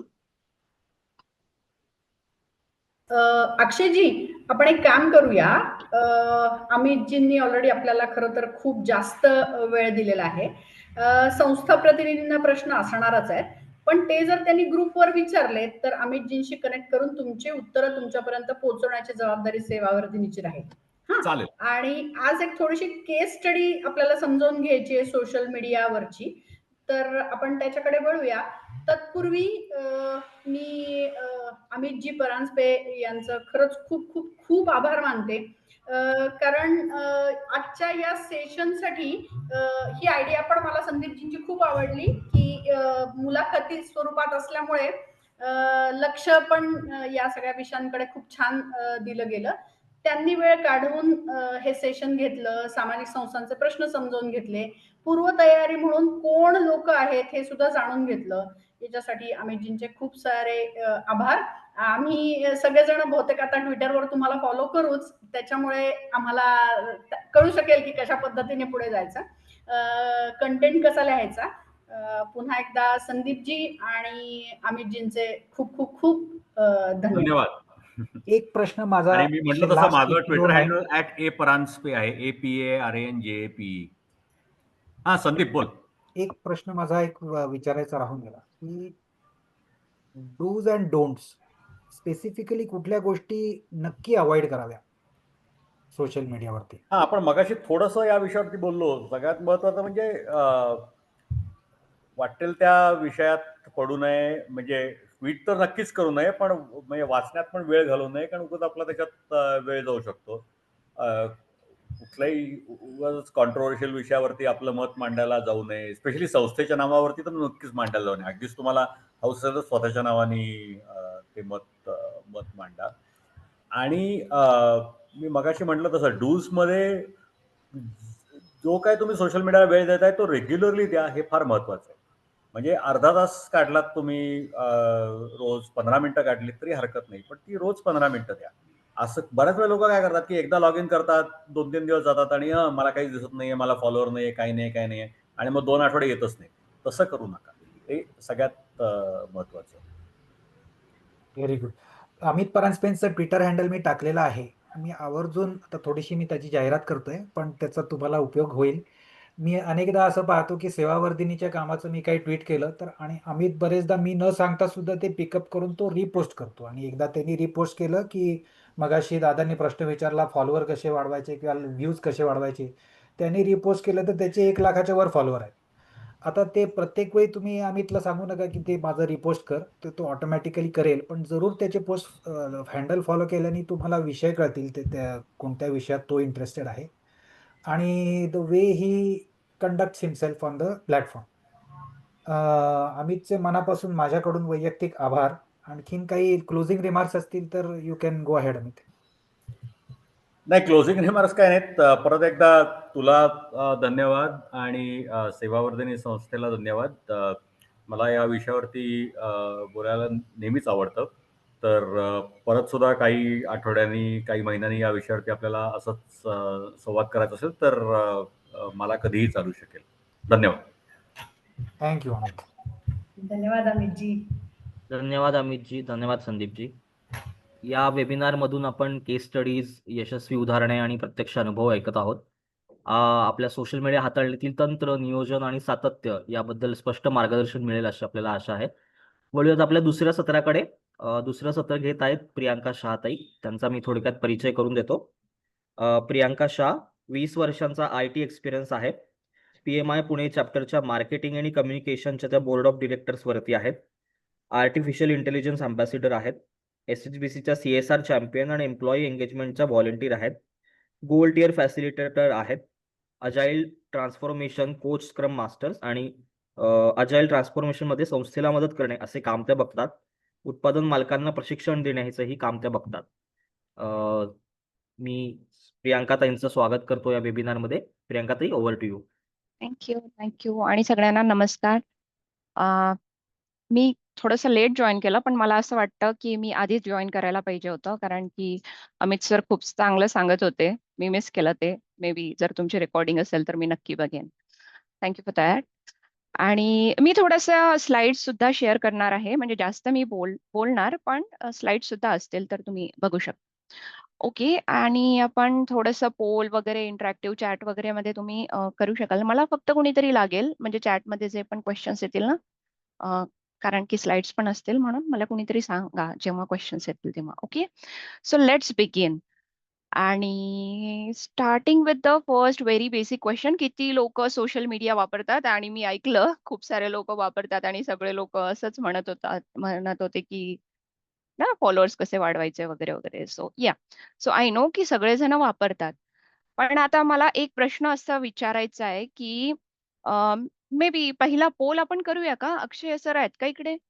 हो, आहेत ना, आहेत. Poll okay. करूयात. पहिला पोल की आपल्या संस्थेचं पेज आहे का?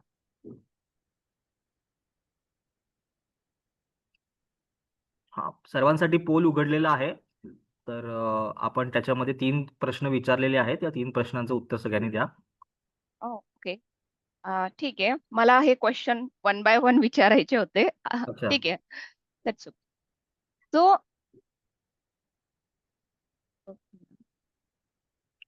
फक्त 5% लोकांनी अजून उत्तर दिलंय. प्लीज रिस्पॉन्ड करा. म्हणजे मला कळेल की मला कसं आहे. Okay.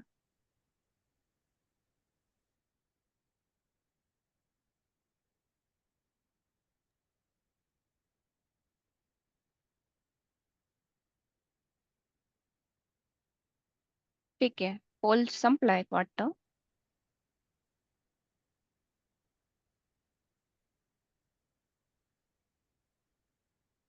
आपण बघू शकता का रिझल्ट्स काय आलेत? म्हणजे आपल्याला कळेल की किती लोकांनी काय उत्तर दिलंय. शो एंड करू रिझल्ट्स. का पोल? नाही नाही. ओके, मला वाटलं एंड झालाय म्हणून मी नाही, म्हटलं. अजून एंड नाही झाला. हा. ओके ओके ठीक आहे. सर्वांनी केलाय का पोल? नाही, 40%च झालेत. हम्म. फक्त 3 क्वेश्चन. अर्धा मिनिटच लागेल.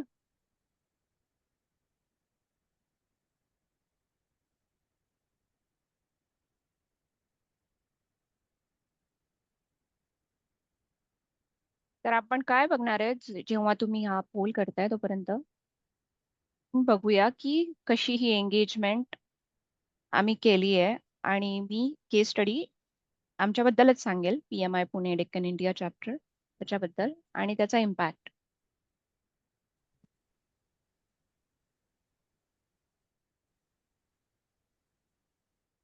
Last 30 seconds. पोल दिसत नाहीये, मीनाक्षी म्हणतात. दिसत नाहीये पोल? ओके, पोलचा एक बटन असेल, मोर वर जर क्लिक केलं तुम्ही, त्याच्यावर क्लिक केल्यावर तुम्हाला दिसायला हवा. काही जणांचे स्क्रीन म्हणजे जर स्क्रीन छोटी असेल तर अशा वेळेस ते मोर मध्ये चाललं जातं ऑप्शन. ठीक आहे. Okay, thank you. पोल एंड करतोय मी. बरं बरं, ठीक आहे. Thank you sir. ओके, तो रिझल्ट आपण बघू शकतो. आय थिंक 79% पार्टिसिपंट्स जे आहेत त्यांच्याकडे पेज आहे. ओके, काही आहेत 9% अराउंड त्यांच्याकडे नाहीये आणि पण खूप साऱ्या लोकांना सुरू करायचंय. That is like good thing. आणि त्याच्यानंतर उपयोग वगैरे मला वाटतं सगळ्यांनी सांगितलंय की creating awareness is one of the thing, one of the most biggest benefit. त्याच्यानंतर व्हॉलंटियर एंगेजमेंट ऑब्व्हियसली आणि निधी उभारणीसाठी आपण याला यूज करू शकतो आणि पारदर्शकता आणि विश्वास वाढवण्यासाठी सुद्धा. आता चॅलेंजेस सुद्धा आपण बघणार आहे एका मिनिटात. जाऊया त्या स्लाइड्स वर सुद्धा. पण चॅलेंजेस जे सगळ्यांनी सगळ्यात जास्त सांगितले तर लोकांनी काय सांगितलं, कौशल्य आणि तज्ञता सगळ्यात मोठं प्रॉब्लेम आहे. ठीक आहे, ते आपण बघूया वेगळंच कसं. काहीतरी आलंय माझं. ठीक आहे. आणि त्याच्यानंतर हे कंटेन वेगळंच आहे.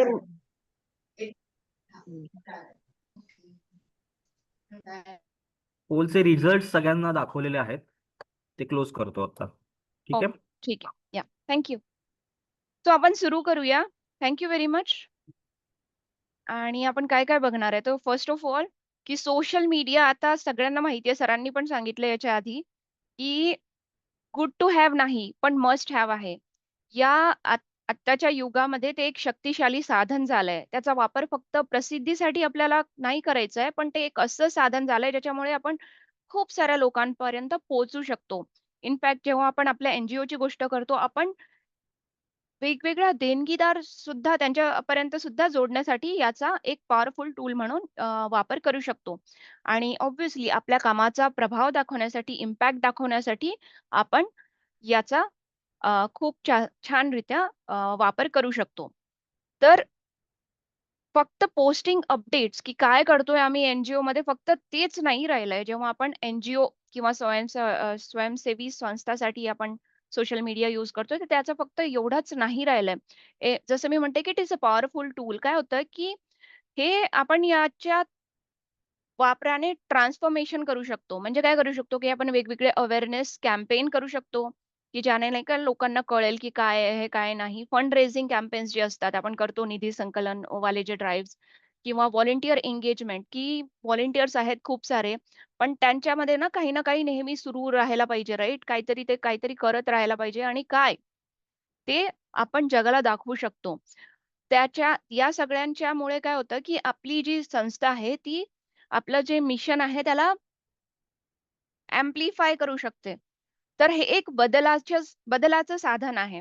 ओके. आपण आपल्या दृश्यमानता ज्याला आपण व्हिजिबिलिटी म्हणतो त्याच्यावर वर्क करू शकतो. कम्युनिटी बिल्डिंग खूप जास्त महत्त्वाचा फायदा आहे. याने काय होतं, की खूप सारा समुदाय आपल्याला जोडला जातो आणि या समुदायामधूनच आपल्याला आपले देणगीदार किंवा लाइक ना असे लोकं मिळणार आहेत. आपण एक पारदर्शकता राखू शकतो, की काय होतंय? ठीक आहे, स्वयंसेवी संस्था आपली कशावर काम करते, आम्ही कसं काम करतोय हे सगळं.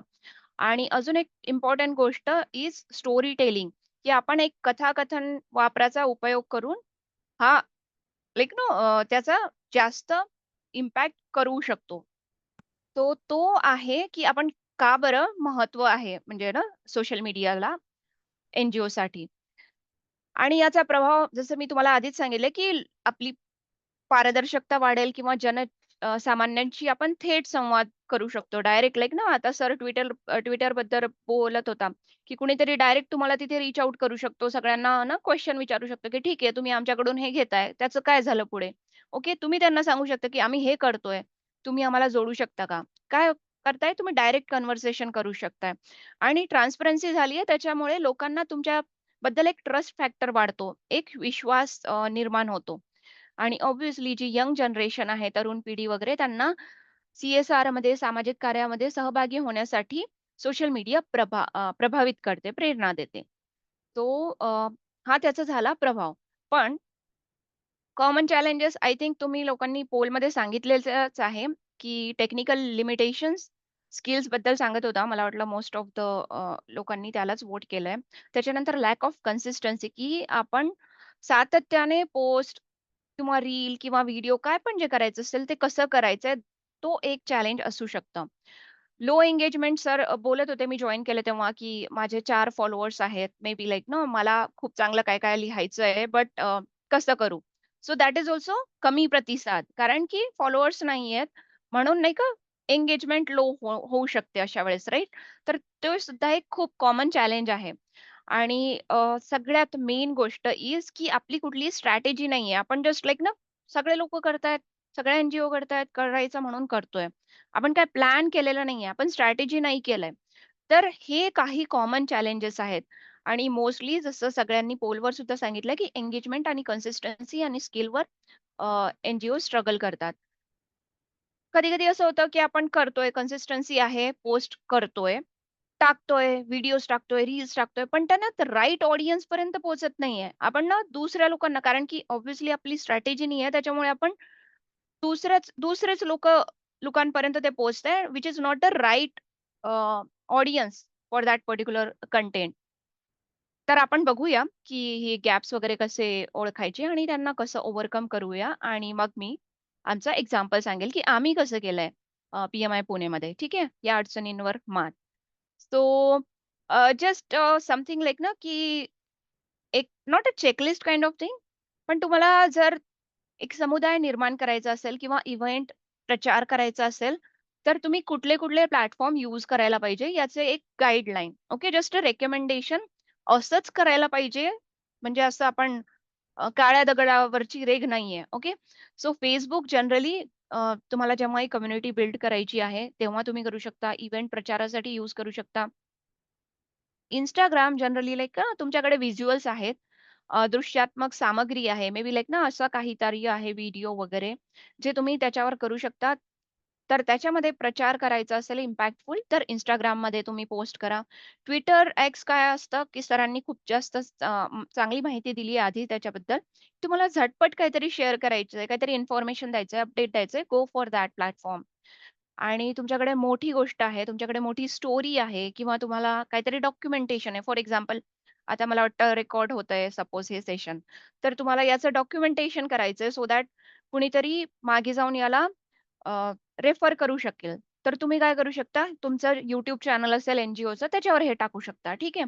किंवा तुमच्याकडे स्टोरी आहे, की कसं तुमचा एक बेनिफिशियरी असेल तर त्या बेनिफिशियरचा बिफोर अँड आफ्टर जर काही स्टोरी असेल, तर असल्या ज्या स्टोरीज आहेत, त्या तुम्ही YouTube प्लॅटफॉर्म जर यूज केला, तर त्याच्यामध्ये जास्त त्याचा इम्पॅक्ट होऊ शकतो.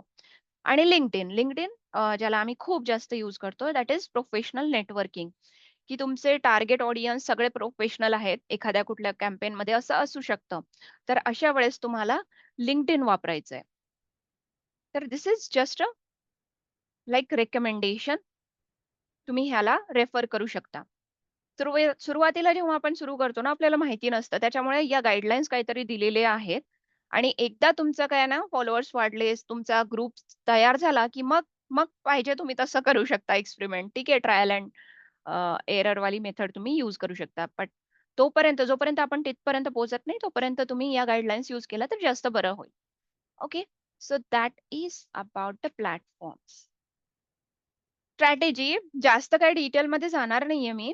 पण मी तुम्हाला मेजर गोष्टी सांगते, की काय करू शकतो आपण. तर फर्स्ट ऑफ ऑल जसं मी तुम्हाला आधी ऑडियन्स समजावून सांगितली, की कुठल्या प्लॅटफॉर्म जनरली कुठले ऑडियन्स असते. तर तुम्ही तुमच्या कॅम्पेननुसार किंवा जो पण काही तुमचा इव्हेंट असेल त्याच्यानुसार तुम्ही तुमचा टार्गेट ऑडियन्स ठरवा.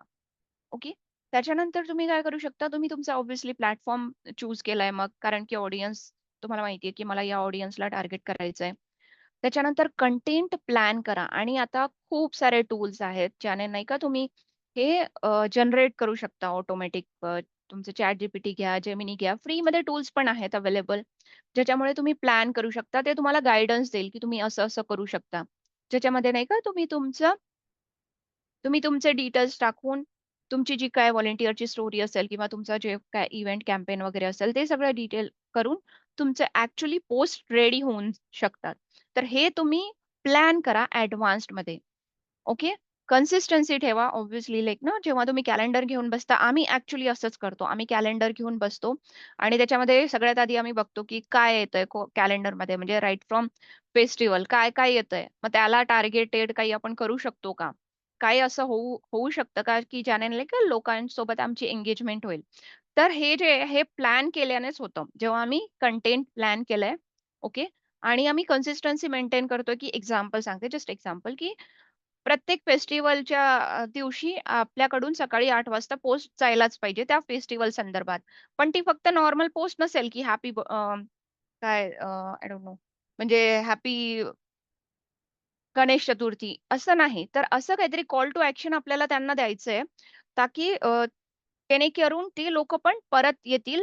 ते लोकं पण एंगेज होतील त्या पोस्टसोबत आणि काहीतरी त्यांना आपण एक ॲक्शन देतोय. तर हे सुद्धा तुम्हाला कन्सिस्टन्सी तुमच्या पोस्टसोबत याकडे सुद्धा लक्ष द्यायचं आहे. ओके. आणि सगळ्यात इम्पोर्टंट की ट्रॅक मेट्रायसिस. तुम्ही काय करताय, तुम्ही सुरुवात केली आहे. ट्रायल एंड एरर करताय. पण तुम्हाला तोपर्यंत इम्पॅक्ट कळत नाही, जोपर्यंत तुम्ही मेट्रायसिस बघणार नाही. सर म्हणत होता, की शनिवारी सपोज एक्झाम्पल, की मी शनिवारी पोस्ट करतोय, काय होतंय? तुम्ही वेगवेगळ्या ठिकाणी करून बघा. आता मला असं कळलंय, की एक्झाम्पल कारण की आम्ही प्रोफेशनल लोकांना टार्गेट करतोय. तर आम्हाला हे कळलंय, की सोमवारी 10:30 वाजता किंवा मंगळवारी 10:30 वाजता जर आम्ही पोस्ट केली, तर त्याला खूप जास्त प्रतिसाद मिळतोय.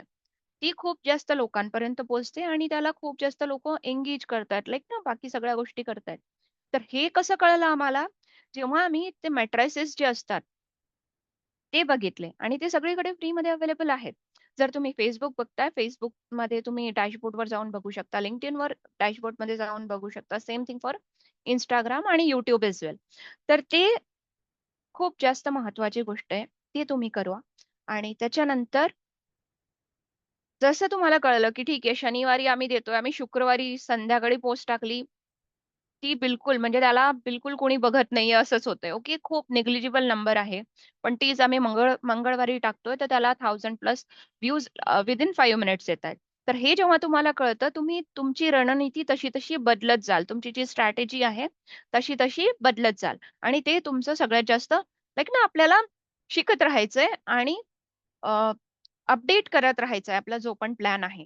ठीक आहे. So that is important thing जे तुम्हाला करायचं आहे आणि कंटेंट जे म्हणताय तर खूप जास्त वेगवेगळ्या गोष्टी तुम्ही टाकू शकता. नॉर्मल अपडेट्सवाल्या पोस्ट जे आहेत त्या तर आहेत.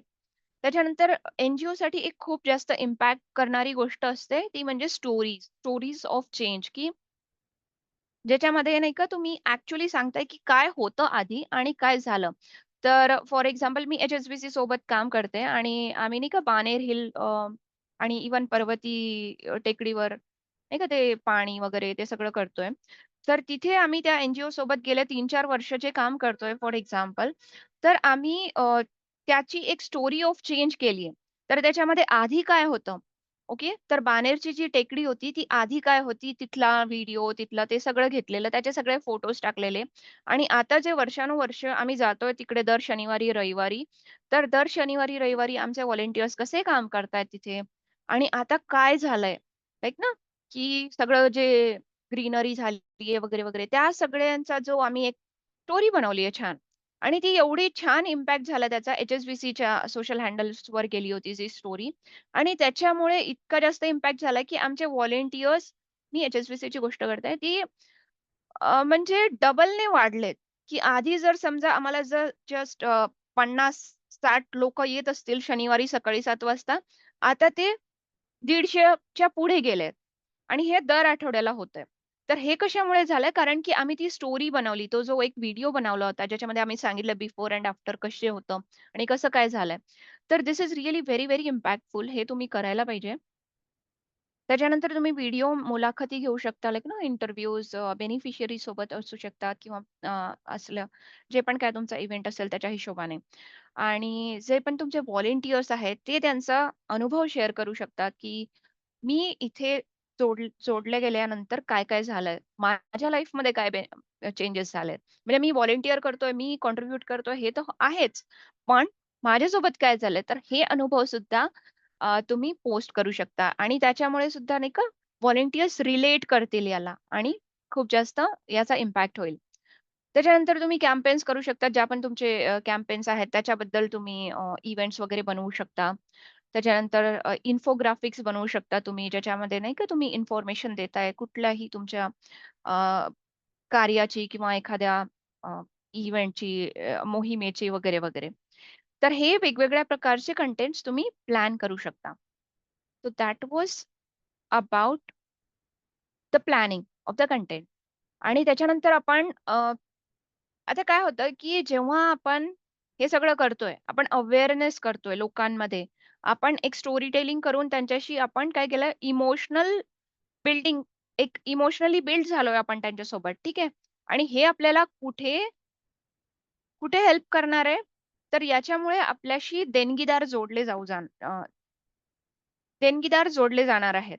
तर याच्यासाठी ठीक आहे, बघितली पोस्ट चांगलं वाटलं. पण जर आपण तिथे त्यांना कॉल टू ॲक्शन नाही दिला काही, तर ते सगळं वाया जाईल. म्हणजे मला एकदम आहे ना टच फील झालंय वगैरे, वगैरे. आय एम व्हेरी इन्स्पायर्ड वगैरे, वगैरे.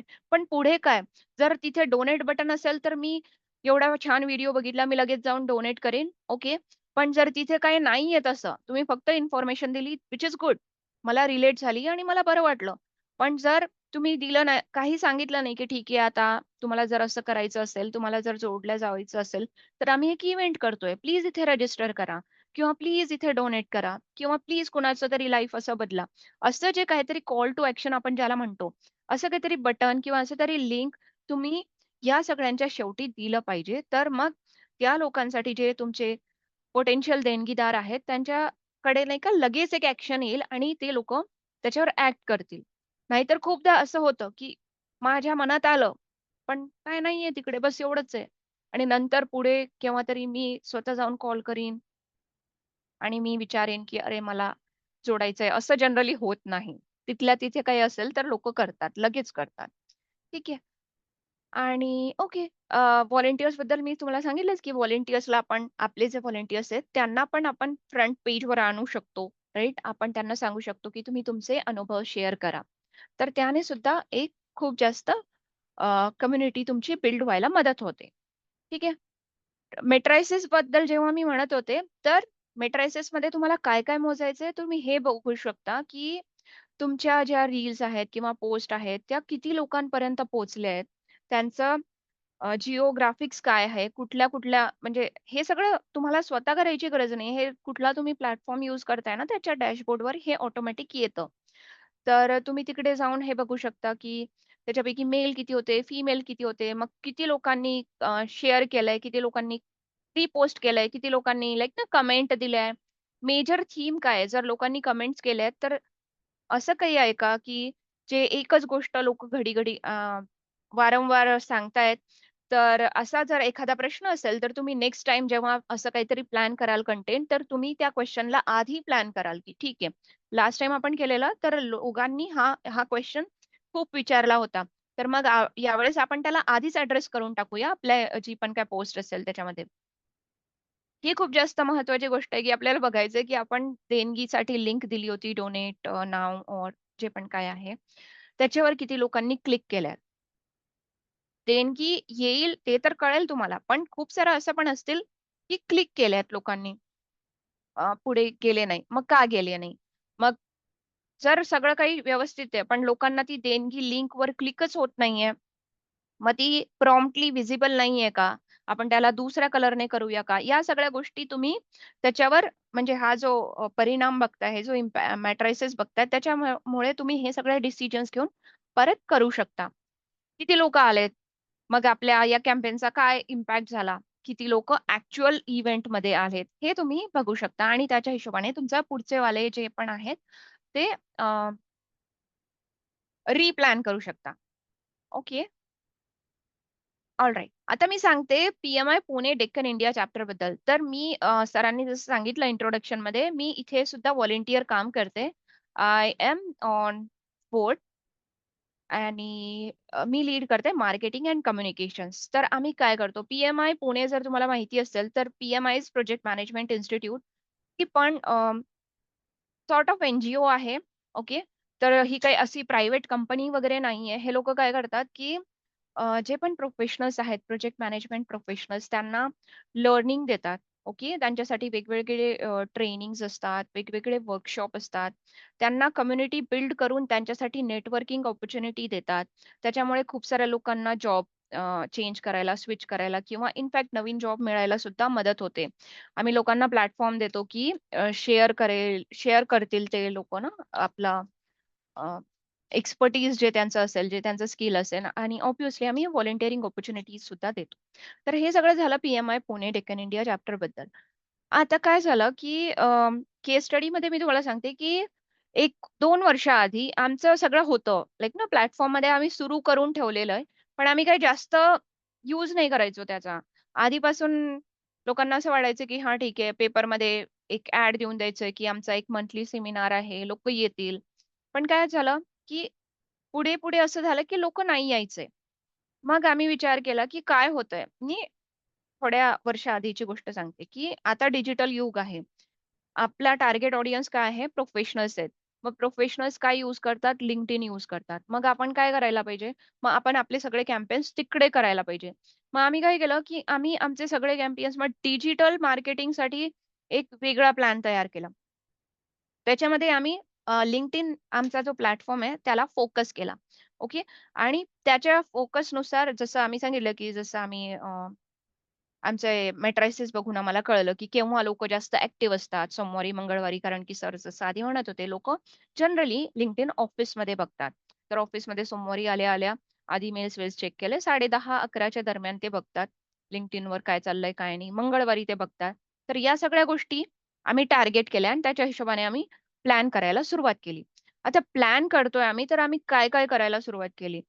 आमचे first of all I will tell you, की आमचे कुठले-कुठले प्लॅटफॉर्म आहेत. LinkedIn मेजर जे आम्ही फोकस करतोय. Facebook आहे आमचा. त्याच्यानंतर आमचं Instagram आहे, YouTube आहे आणि आमचं हे पण आहे Twitter पण आहे. Twitterवर आमचा सध्या एवढा जास्त फोकस नाहीये. कारण की आम्हाला आधी LinkedIn वगैरे बाकी प्लॅटफॉर्म्सवर कम्युनिटी बिल्ड करायची आहे.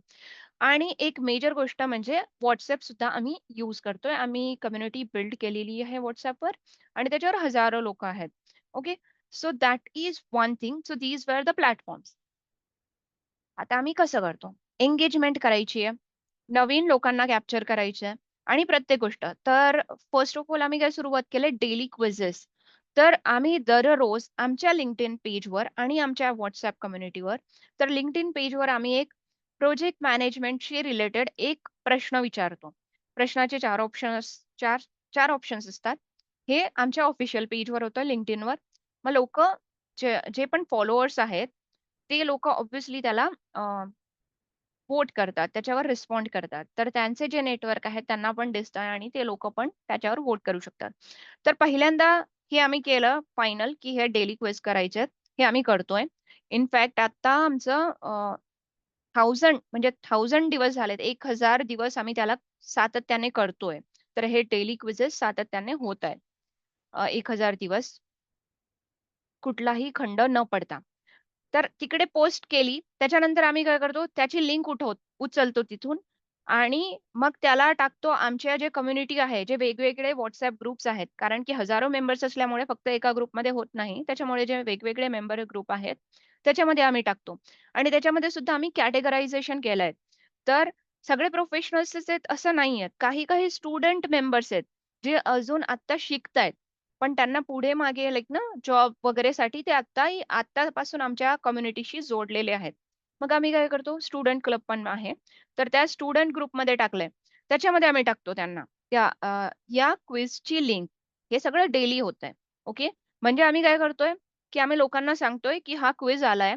तर ज्यांना पण आपलं नॉलेज टेस्ट करायचंय, ते लोकं त्याच्यावर जातात. पहिली गोष्ट म्हणजे लिंक दिली आहे आम्ही. आम्ही डायरेक्ट क्वेशन टाकायचो आधी. पण नंतर आम्ही म्हटलं, की नाही LinkedInचे फॉलोअर्स वाढवायचे. तर आता आम्ही LinkedInची URL देतो. लोकं तिथे जातात. एवढ्या सगळ्या लोकांना म्हणजे ती लिंक जाते. तर ते लोकं तिकडे जातात आणि तिकडे त्याला वोट करतात. आणि हे सगळं आम्ही सातत्याने करतोय डेली. याच्यासाठी आमच्याकडे स्पेशल आमची one of the board of director is actually working on this daily quiz. त्यांचं काम तेच आहे, की रोज नवीन-नवीन क्वेशन काढून आणतात ते आणि हे करतात आणि आम्ही पोस्ट करतो.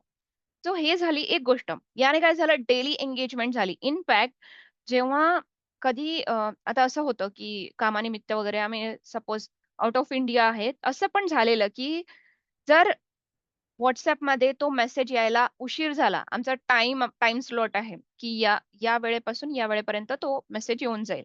तर तो जर उशीर झाला, तर आता मेंबर्स विचारतात, की "अरे, अजून क्विज का आला नाही आजचा?" आणि मग आम्हाला कळतं, की अच्छा, ज्या मॅडम पोस्ट करत होत्या, त्या मॅडम मे बी लाइक ना आउट ऑफ इंडिया आहे. त्यांचा टाईम झोन वेगळा आहे. मग नेक्स्ट टाईम त्यांनी ते पण ॲडव्हान्समध्ये प्लॅन केलंय, की म्हणजे इथल्या बरोबर 8 वाजता किंवा इथल्या बरोबर 10 वाजेच्या आधी ते क्विज यायला पाहिजे. So that was one thing. त्याच्यानंतर दुसरी गोष्ट आम्ही इम्पोर्टंट काय करतो वीकली आता इथे काय करतात, की खूप सारे लोकं वेगवेगळे सर्टिफिकेशन्स करतात. सर्टिफिकेशन्स म्हणजे ते लोकं काहीतरी एक्झाम देतायत, मेहनत करतायत आणि त्याच्यानंतर त्यांना ते पास करतायत. तर आम्ही काय करतो, आमच्याकडे हा डेटा येतो. लोकं आनंदाने दाखवतात, की मी पास झालोय ग्रुपमध्ये. काही-काही लोकं काही-काही ओके. सो काही-काही लोकं काय करतात, की ते नाही टाकत, पण त्यांनी केलेलं असतं. मग आमच्याकडे हा डेटा येतो PMIकडून, प्रोजेक्ट मॅनेजमेंट इन्स्टिट्यूट ग्लोबलकडून हा डेटा येतो आणि मग आम्ही काय करतो, मी त्यांना सगळ्यांना ईमेल करते, की मागच्या आठवड्यात ज्या-ज्या लोकांनी हे सगळं म्हणजे पास केली कुठलीही एक्झाम, मी त्यांना पर्सनली ईमेल करते, करते आणि त्यांच्याकडून त्यांचा फोटो मागते, की मला प्लीज तुम्ही तुमचा फोटो पाठवा. मी तुम्हाला आमच्या सोशल मीडियावर फीचर करेन. मग खूप सारे लोकं असतात, जे फोटो पाठवतात आणि खूप सारे लोकं असेही असतात, जे माझ्या ईमेलला इग्नोर करतात, व्हिच हॅपन्स. पण काही ना काही रिस्पॉन्स नक्कीच येतो. तर मग आपण काय करतो, की हे लोकांचे फोटोज आम्हाला मिळाले. आम्ही त्याची पण एक टाईमलाईन ठरवून ठेवली आहे, की समजा आम्हाला गुरुवारपर्यंत फोटो यायला पाहिजे. सोमवारी मी त्यांना मेल केलाय, रविवारी मेल केलाय, सोमवारी त्यांनी बघितलाय. गुरुवारपर्यंत फोटो यायला पाहिजे. बुधवारी आमचा व्हॉलंटियर ते फोटो नाही का त्याला बरोबर ब्रँड वगैरे करून त्याला सोशल मीडियावर आम्ही शनिवारीसाठी ही पोस्ट करतो आणि हे दर शनिवारी होतं. म्हणजे त्यांना माहिती आहे, की मी या आठवड्यात मी एक्झाम पास केली आहे म्हणजे माझा फोटो वगैरे पुढच्या शनिवारी तिकडे येणार आहे. तर हे आता लोकांना कळलंय. हे काय आम्ही केलंय सातत्य ठेवलंय. आम्ही फक्त त्यांचा फोटो टाकत नाहीये. आम्ही त्यांना टॅग पण करतोय. त्याच्यामुळे काय होतंय, की हे प्रोफेशनल लोकं त्यांनाही वाटतंय, की PMI पुणे डेक्कन इंडिया चॅप्टरच्या ऑफिशियल पेजवर माझा फोटो आलाय. ते त्याला त्यांच्या नेटवर्कमध्ये शेअर करतात, रिपोस्ट करतात. त्याच्यामुळे काय होतंय, की आमची जी पोस्ट आहे, ती अजून लोकांपर्यंत रीच होते. त्याच्यामुळे आम्हाला जास्त लोकं मिळतायत ॲज ॲन ऑडियन्स आणि त्याच्यामुळे खूप सारे लोकं असेही असतात, की अच्छा बघूया काय आहे आणि ते परत आम्हाला फॉलो करतात. याच्यामुळे सुद्धा आमची रीच वाढते. नॉट ओन्ली रीच, पण आमचे फॉलोअर्स सुद्धा वाढतात. तर ही झाली एक गोष्ट. वीकली क्रेडेन्शियल होल्डर पोस्ट त्याच्यानंतर आम्ही काय करतो, की आमच्याकडे असं पण आहे, की जे नवीन मेंबर्स आहेत, नवीन मेंबर्स अगेन खूप सारे येतात. तर आम्ही त्यांना वेलकम करण्याची पोस्ट देतो. मी फक्त सोशल मीडियाबद्दल बोलते. हे सगळं नाही. आम्ही आमचे मंथली सेमिनार्स वगैरेमध्ये सुद्धा त्यांना रिकॉग्नाइज करतो वगैरे, वगैरे. That is different thing. म्हणजे ॲक्चुअल इव्हेंट्समध्ये. पण मी फक्त सोशल मीडियाबद्दल बोलते तुम्हाला इथे.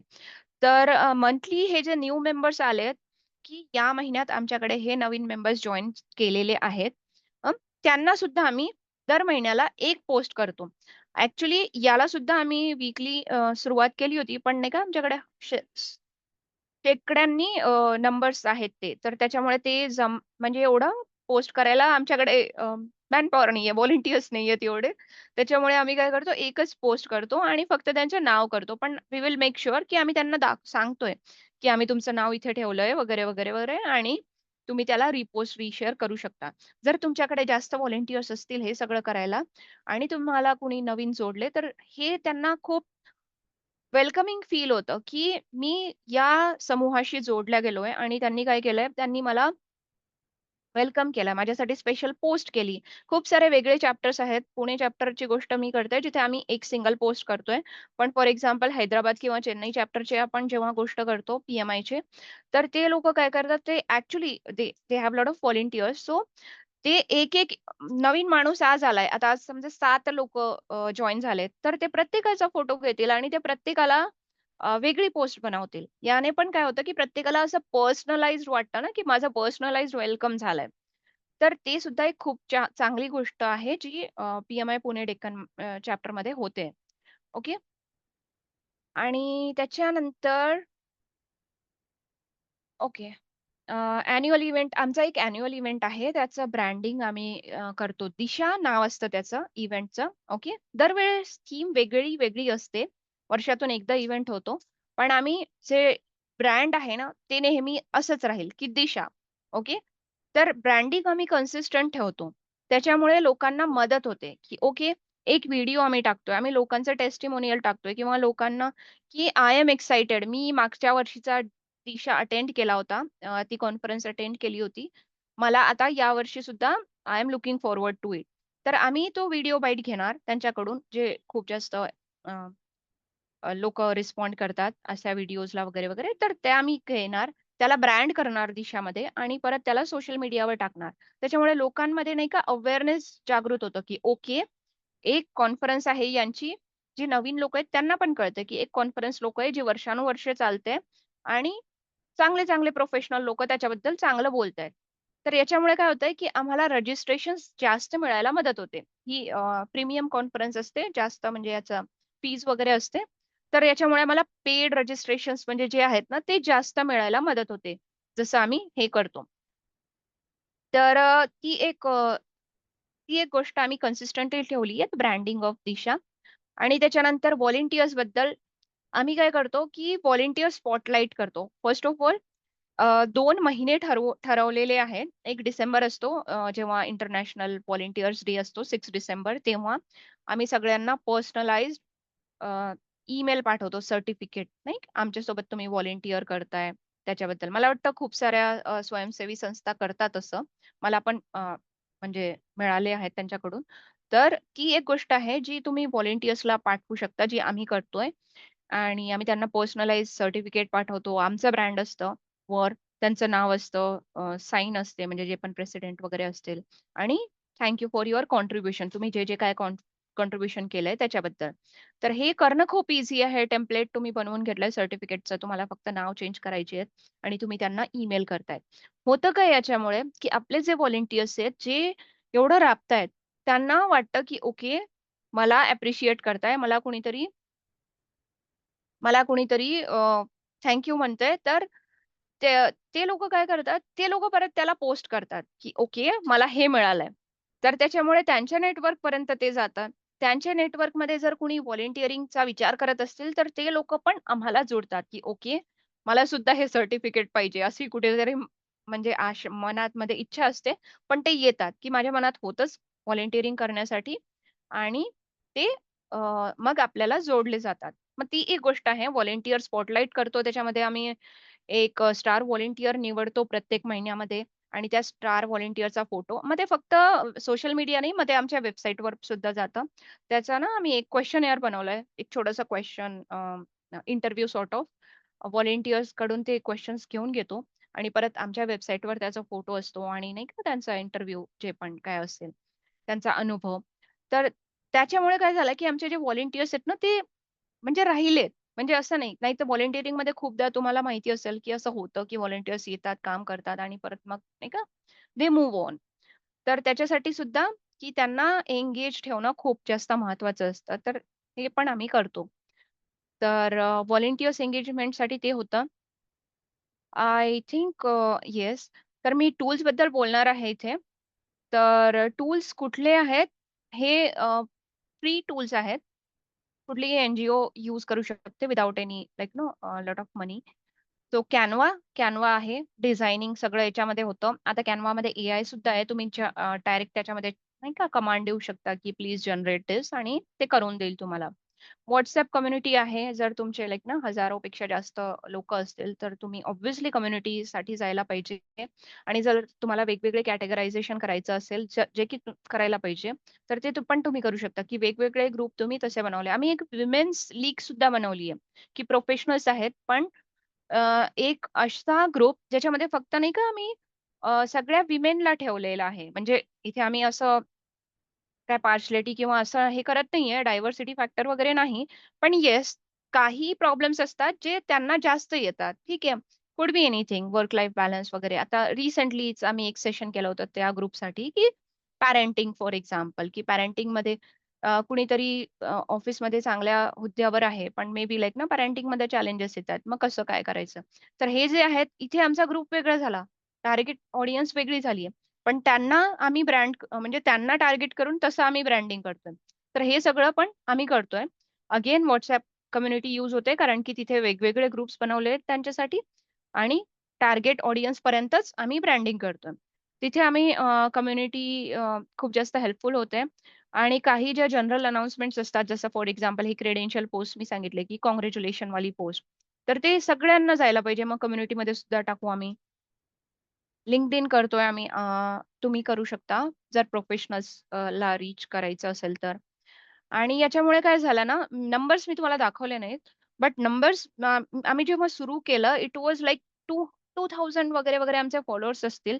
पण एवढी ट्रिमेंडस ग्रोथ झाली आहे LinkedInवर. आता आमच्या या क्षणाला 7200 प्लस फॉलोअर्स आहेत आणि हे इन्क्रीज होतायत दिवसेंदिवस.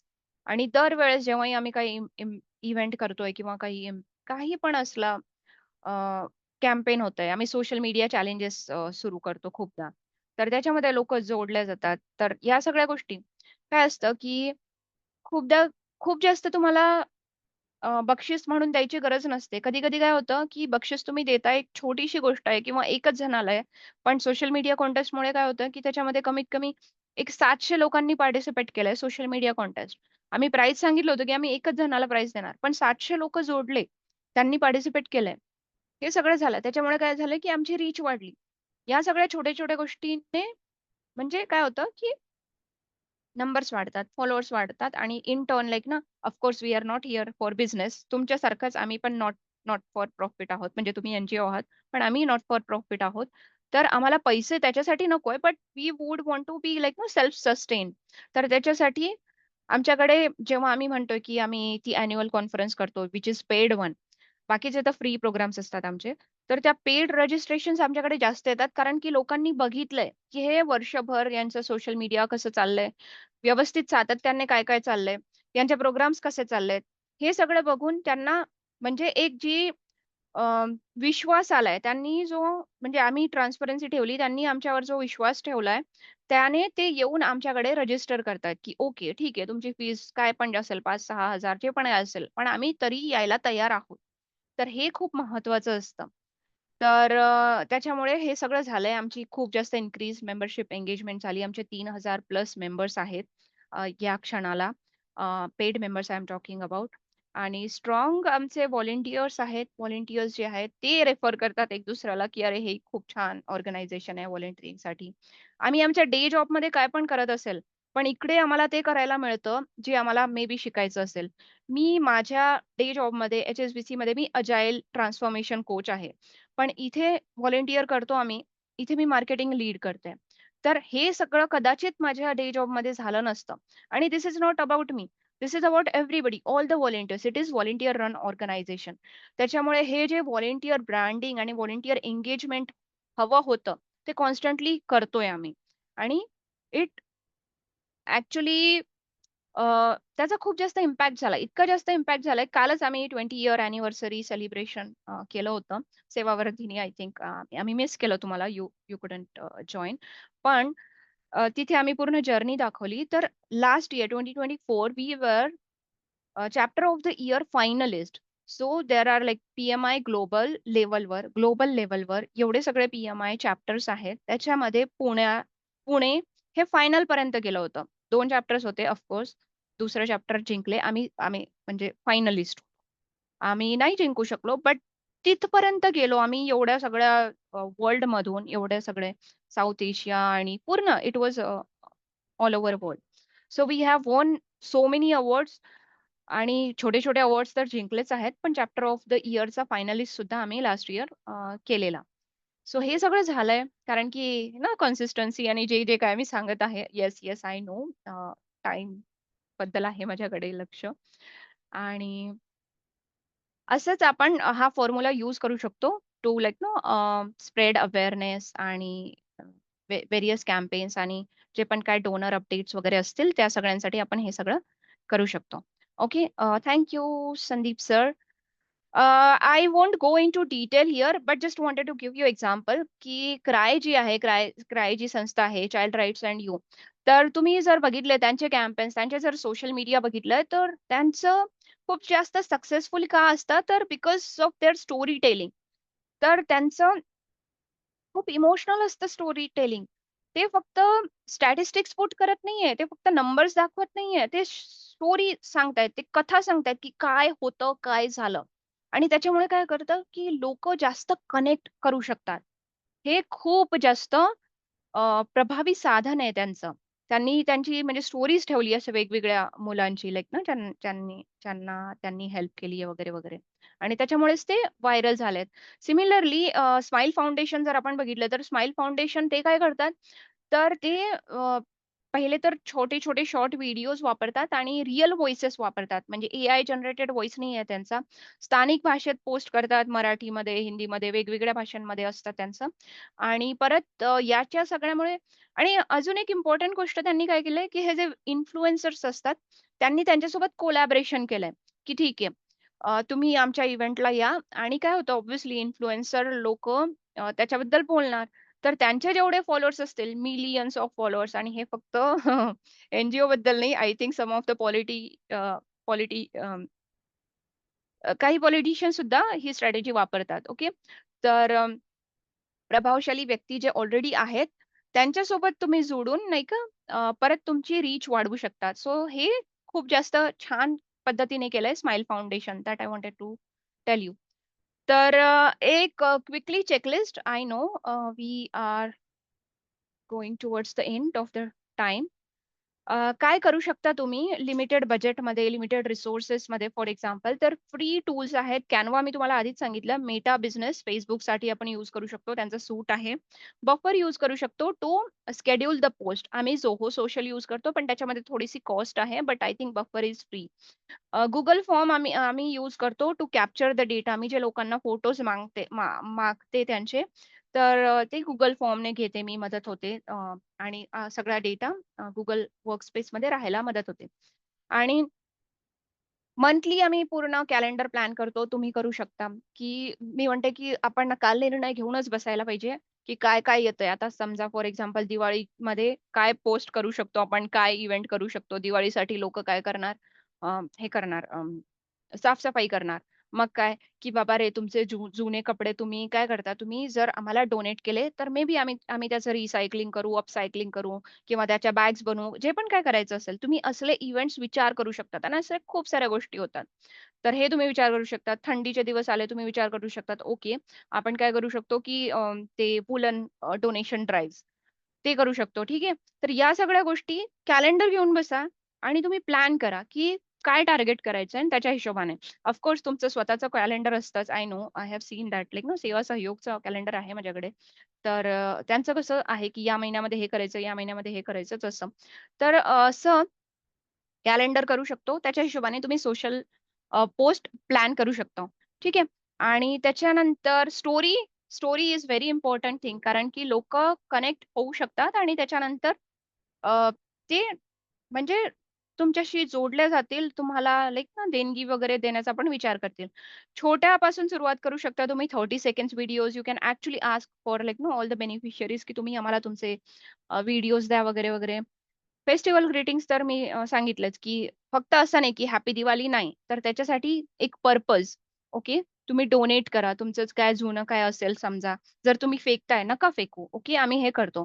किंवा मला वाटतं एव्हरेस्ट एन-जी-ओ जी आहे त्यांच्यासोबत सुद्धा मी हे करते. काय करतात ते लोकं? ग्रीटिंग कार्ड्स बनवतात.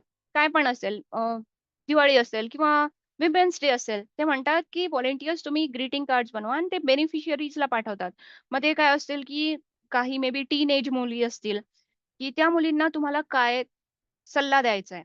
तर मग प्रोफेशनल्स काय करतात, की मी तुझ्या जागी असतो. मी कशाला मला काय पाहिजे असतं. त्या हिशोबाने मग ते सल्ला देतात. तर इथे काय करतात, की हे लोकांना रीच करतायत आणि परत नाही का ते फोटो पाठवतात, की आम्ही तुमच्या बेनिफिशियरीला तुमचं ग्रीटिंग कार्ड दिलं, मग हे असं-असं झालं. So that is also again like very good thing. तर ते तुम्ही करू शकता. एंगेजमेंट फॉर्मॅट मी तुम्हाला सांगितलं क्विझेस करू शकतो आपण, पोल करू शकतो, टेस्टिमोनियल्स. सो काल जो आमचा इव्हेंट झालाय फॉर एक्झाम्पल 20 वर्ष अॅनिव्हर्सरी सेलिब्रेशन आम्ही काय केलं, की मी आणि माझे टीम मेंबर्स आम्ही कॅमेरा, मोबाईल फोन आणि मायक्रोफोन घेऊन बसलोच होतो, की तुम्ही आम्हाला तुमचा बाईट द्या. टेस्टिमोनियल्स कसं वाटलं, काय वाटलं? तर आता काय करणार आम्ही, आम्ही पूर्ण त्याला म्हणजे सोशल मीडियावर पब्लिश करत जाऊ, शेड्यूल करू.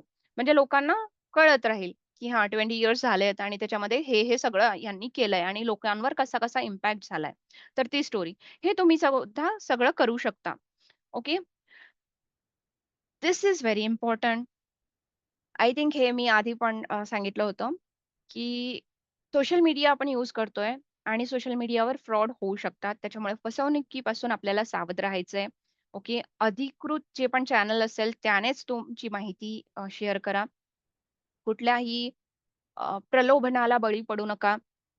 कुठलीही प्रायव्हेट पर्सनल गोष्ट शेअर करू नका आणि कुठलीही टेक्निकल जर काय पाहिजे असेल तुम्हाला हेल्प, तर त्याच्यासाठी जे तुमचे ट्रस्टवर्थी लोकं असतील त्यांनाच तुम्ही त्यांचाच सल्ला घ्या. सो हे खूप जास्त इम्पोर्टंट गोष्ट आहे. जेव्हाही whenever we are dealing with social media हे खूप जास्त आपल्याला लक्षात ठेवायचं आहे. ओके, लास्ट फक्त जस्ट रिकॅप सांगते बेस्ट प्रॅक्टिसेस काय करायचंय? तर आकर्षक व्हिज्युअल्स आणि कथा स्टोरी टेलिंग वापरा. ओके. हे ॲक्चुअलमध्ये काम करतं. Okay. Visual story telling is really, really very, very powerful. लोकं खूप जास्त तुम्ही स्टोरी लिहिली आहे टेक्स्टमध्ये, कदाचित पूर्ण वाचणार नाही. पण तेच तुम्ही फोटो टाकले 2-3 व्हिडिओ टाकलाय तर आधी बघतील. आजकाल तोच जमाना आहे. आणि so that is one thing that you should focus on. Hashtags वापरा. हॅशटॅगने तुम्ही तुमची जी डिस्कव्हरेबिलिटी आहे ना, त्याला मदत होऊ शकते, की मी हॅशटॅग केलाय जसे हॅशटॅग केले चिल्ड्रन राइट्स फॉर एक्झाम्पल किंवा मी हॅशटॅग केले, की women in project management. Okay. तर विमेन इन प्रोजेक्ट मॅनेजमेंट जे पण बघत असतील त्यांच्यासाठी, त्यांना कळेल, की okay something is happening there. त्याच्यानंतर एंगेज विथ ऑडियन्स लोकांनी तुमच्या याला पोस्टला कमेंट केली आहे, शेअर केलंय, रिपोस्ट केलंय त्यांच्यासोबत नाही का तुम्ही त्यांना रिस्पॉन्ड करा. त्याने काय होतं, की ट्रस्ट बिल्ड होतो आणि ऑब्व्हियसली मॅट्रायसेस बघा, तुमचं जे एनालिटिक्स आहे ते बघा, की त्याच्यामुळे तुम्हाला अ, दुसरे डिसिजन्स घ्यायला मदत होतील, की आता काय करायला पाहिजे. एनालिटिक्स असं दाखवतायत. Okay. So that is it. आणि आपण जर योग्य वापर केला तर कामाचा व्याप आणि प्रभाव दोन्ही वाढतील आणि प्लॅटफॉर्मची निवड, कथानक शैली, संवाद या गोष्टी अगेन व्हेरी इम्पोर्टंट. पारदर्शकता, सुरक्षा आणि सामाजिक जाणीव ठेवून काम करायचंय. Okay. So that is it from my side. Thank you very much. कुठलेही क्वेशन्स वगैरे असतील तर I will take that. Akshay sir, how much time we have? धन्यवाद मॅडम. ओके. कोणाचे प्रश्न असतील तर विचारून घेतले तरी चालतील. अक्षयराव, ऑलरेडी ना आपला वेळ संपलेला आहे. प्रियांकाताई, तुम्ही हे जे प्रेझेंटेशन आहे ते सेवावर्धिनीच्या टीमला शेअर कराल ना? I will do that. हो, मी करते. हा, आपण काय करूया, हे प्रेझेंटेशन त्यांना शेअर करूया. या निमित्ताने PMI चॅप्टर सेवावर्धिनीशी जोडले गेलेलं आहे. तुम्ही जसं HSBCचं काम सांभाळून PMI साठी व्हॉलेंटिअर करत आहात, तसंच आमच्या सगळ्या सामाजिक संस्थांना सुद्धा तुमच्यासारख्या स्किल्ड म्हणूया किंवा ट्रेंड म्हणूया व्हॉलेंटिअर्सची आवश्यकता आहे. तुम्ही ह्याच्यात थोडंसं मार्गदर्शन जरी करू शकलात तरी सुद्धा आमच्या पोस्ट संस्थांच्या चांगल्या होण्यासाठी मदत होऊ शकेल अशी मला खात्री वाटते. या बिलकुल. त्याच्यामुळे तुम्ही खूप छान माहिती साध्या सोप्या शब्दात सांगितलीत. आय एम सॉरी, आपल्याला क्वेश्चनसाठी आपल्याकडे जास्त टाइम नाहीये. एक छोटा प्रश्न विचारा. हॅलो. हा, विचारा. हा, आता काय होते आमच्याकडे ना, नोव्हेंबर आणि सप्टेंबर मध्ये जे आमच्याकडे बाबूराव दोणकर स्मारक समिती म्हणून आम्ही पाण्या संदर्भात काम करतो. पाण्यात तर आमच्याकडे साधारणतः 350 ते 400 ml पाऊस पडतो. तो जो काय होतो ना, तो दिवाळीत आमच्याकडे ओढे नाले वाहत असतात. पण त्याच्यावरती जर आपण ते गॅबियन बंधारे, वनराई बंधारे जे म्हणतो ना, ते जर केले म्हणजे व्हॉलेंटिअर ऍक्टिव्हिटी मध्ये एक 4-5 गावात ती ऍक्टिव्हिटी चांगल्या पद्धतीने होऊ शकते. साधारणतः सप्टेंबर ते नोव्हेंबर मध्ये. तर त्यावेळेस जर आम्हाला हेल्प लागली कदाचित एक 4-5 गावात आम्ही तसं नियोजन करू शकतो आणि त्याचा फायदा पण खूप होऊ शकतो. त्याच्यात जर चांगल्या कमी खर्चात आणि पाणी जास्त साठतं आणि त्याचा फायदा पुढील 1-1.5-2 महिने वापर होऊ शकतो. त्यासाठी जरा बघा, मी माझं रिक्वेस्ट राहील एक संस्था म्हणून जर आम्हाला व्हॉलेंटिअर. नाही, बिलकुल राईट. आणि जस्ट अनदर थिंग की जर कुणाला क्वेश्चन्स असतील तर तुम्ही मॅडमला द्या आणि मॅडम तुम्ही मला क्वेश्चन्स पाठवू शकता. जेव्हा तुम्ही ही रेकॉर्डिंग किंवा ही PPT लोकांसोबत शेअर कराल ना, तेव्हा मी त्याचे उत्तर पण त्यांना पाठवून देईल. म्हणजे तुम्ही ते पण शेअर करू शकता. ठीक आहे? म्हणजे असं नाही होणार की आपण क्वेश्चन ऍड्रेस नाही केले. बरोबर, नक्की. येस, प्रियांकाताई, पुन्हा एकदा तुमचं मनपूर्वक आभार. सामाजिक संस्थांना समजावून घेऊन तुम्ही खूप साध्या सोप्या छान भाषेमध्ये सर्वांना समजावून सांगितलं. सोशल मीडिया वापरायचा सगळ्यांनाच असतो, पण त्याची थोडीशी भीती असते. त्याच्यामुळे आज बऱ्याच प्रश्नांची उत्तरं त्यांना मिळाली आहेत की मी नवीन माणूस ठेवायचा का मी स्वतःच करायचं, कशा पद्धतीने करायचं, काय नाही करायचं, या बऱ्याचशा गोष्टी सर्व संस्था प्रतिनिधींना कळल्या असतीलच. खरं तर सेवावर्धिनी कायमच अशा उपयुक्त विषयांवरचेच सेशन प्लॅन करत असते, कारण संस्थांच्या अडचणी काय आहेत हे आम्हाला चांगलं माहिती आहे. महाराष्ट्रातल्या 500 पेक्षा जास्त संस्था सेवावर्धिनीशी जोडलेल्या आहेत. त्याच्यातल्या सेवा तरंग 3 मधल्या संस्था आज या सेशनसाठी आलेल्या आहेत. त्यामुळे सर्व संस्थांच्या प्रतिनिधींच्या तर्फे पुन्हा एकदा आपले आभार. सर्व संस्था प्रतिनिधींचे पण खूप सारे आभार, कारण आज वेळात वेळ काढून सोमवार असताना सगळ्या वीकली मीटिंग सांभाळत त्यांनी पण आज या महत्वाच्या सेशनला जॉईन केलेलं आहे. आपण याचं रेकॉर्डिंग आणि हे प्रेझेंटेशन तुम्हाला पाठवण्याची व्यवस्था करूया. यावर तुम्हाला काही प्रश्न असतील किंवा काही फीडबॅक असतील तर आपण ते नक्की घेऊया आणि आगामी काळामध्ये असेच कनेक्टेड राहूया. अक्षयजी कल्याण मंत्र सांगतील आणि आजची बैठक आज आपण इथे संपवूया. धन्यवाद. कल्याण मंत्र सांगतोय, सर्वांनी माझ्या मागून म्हणलं तरी चालेल. ओम सर्वे भवन्तु सुखिनः, सर्वे सन्तु निरामयाः, सर्वे भद्राणि पश्यन्तु, मा कश्चित् दुःख भाग भवेत्. ओम शांती शांती शांती. धन्यवाद सगळ्यांचे. भारत माता की जय. भारत माता की जय.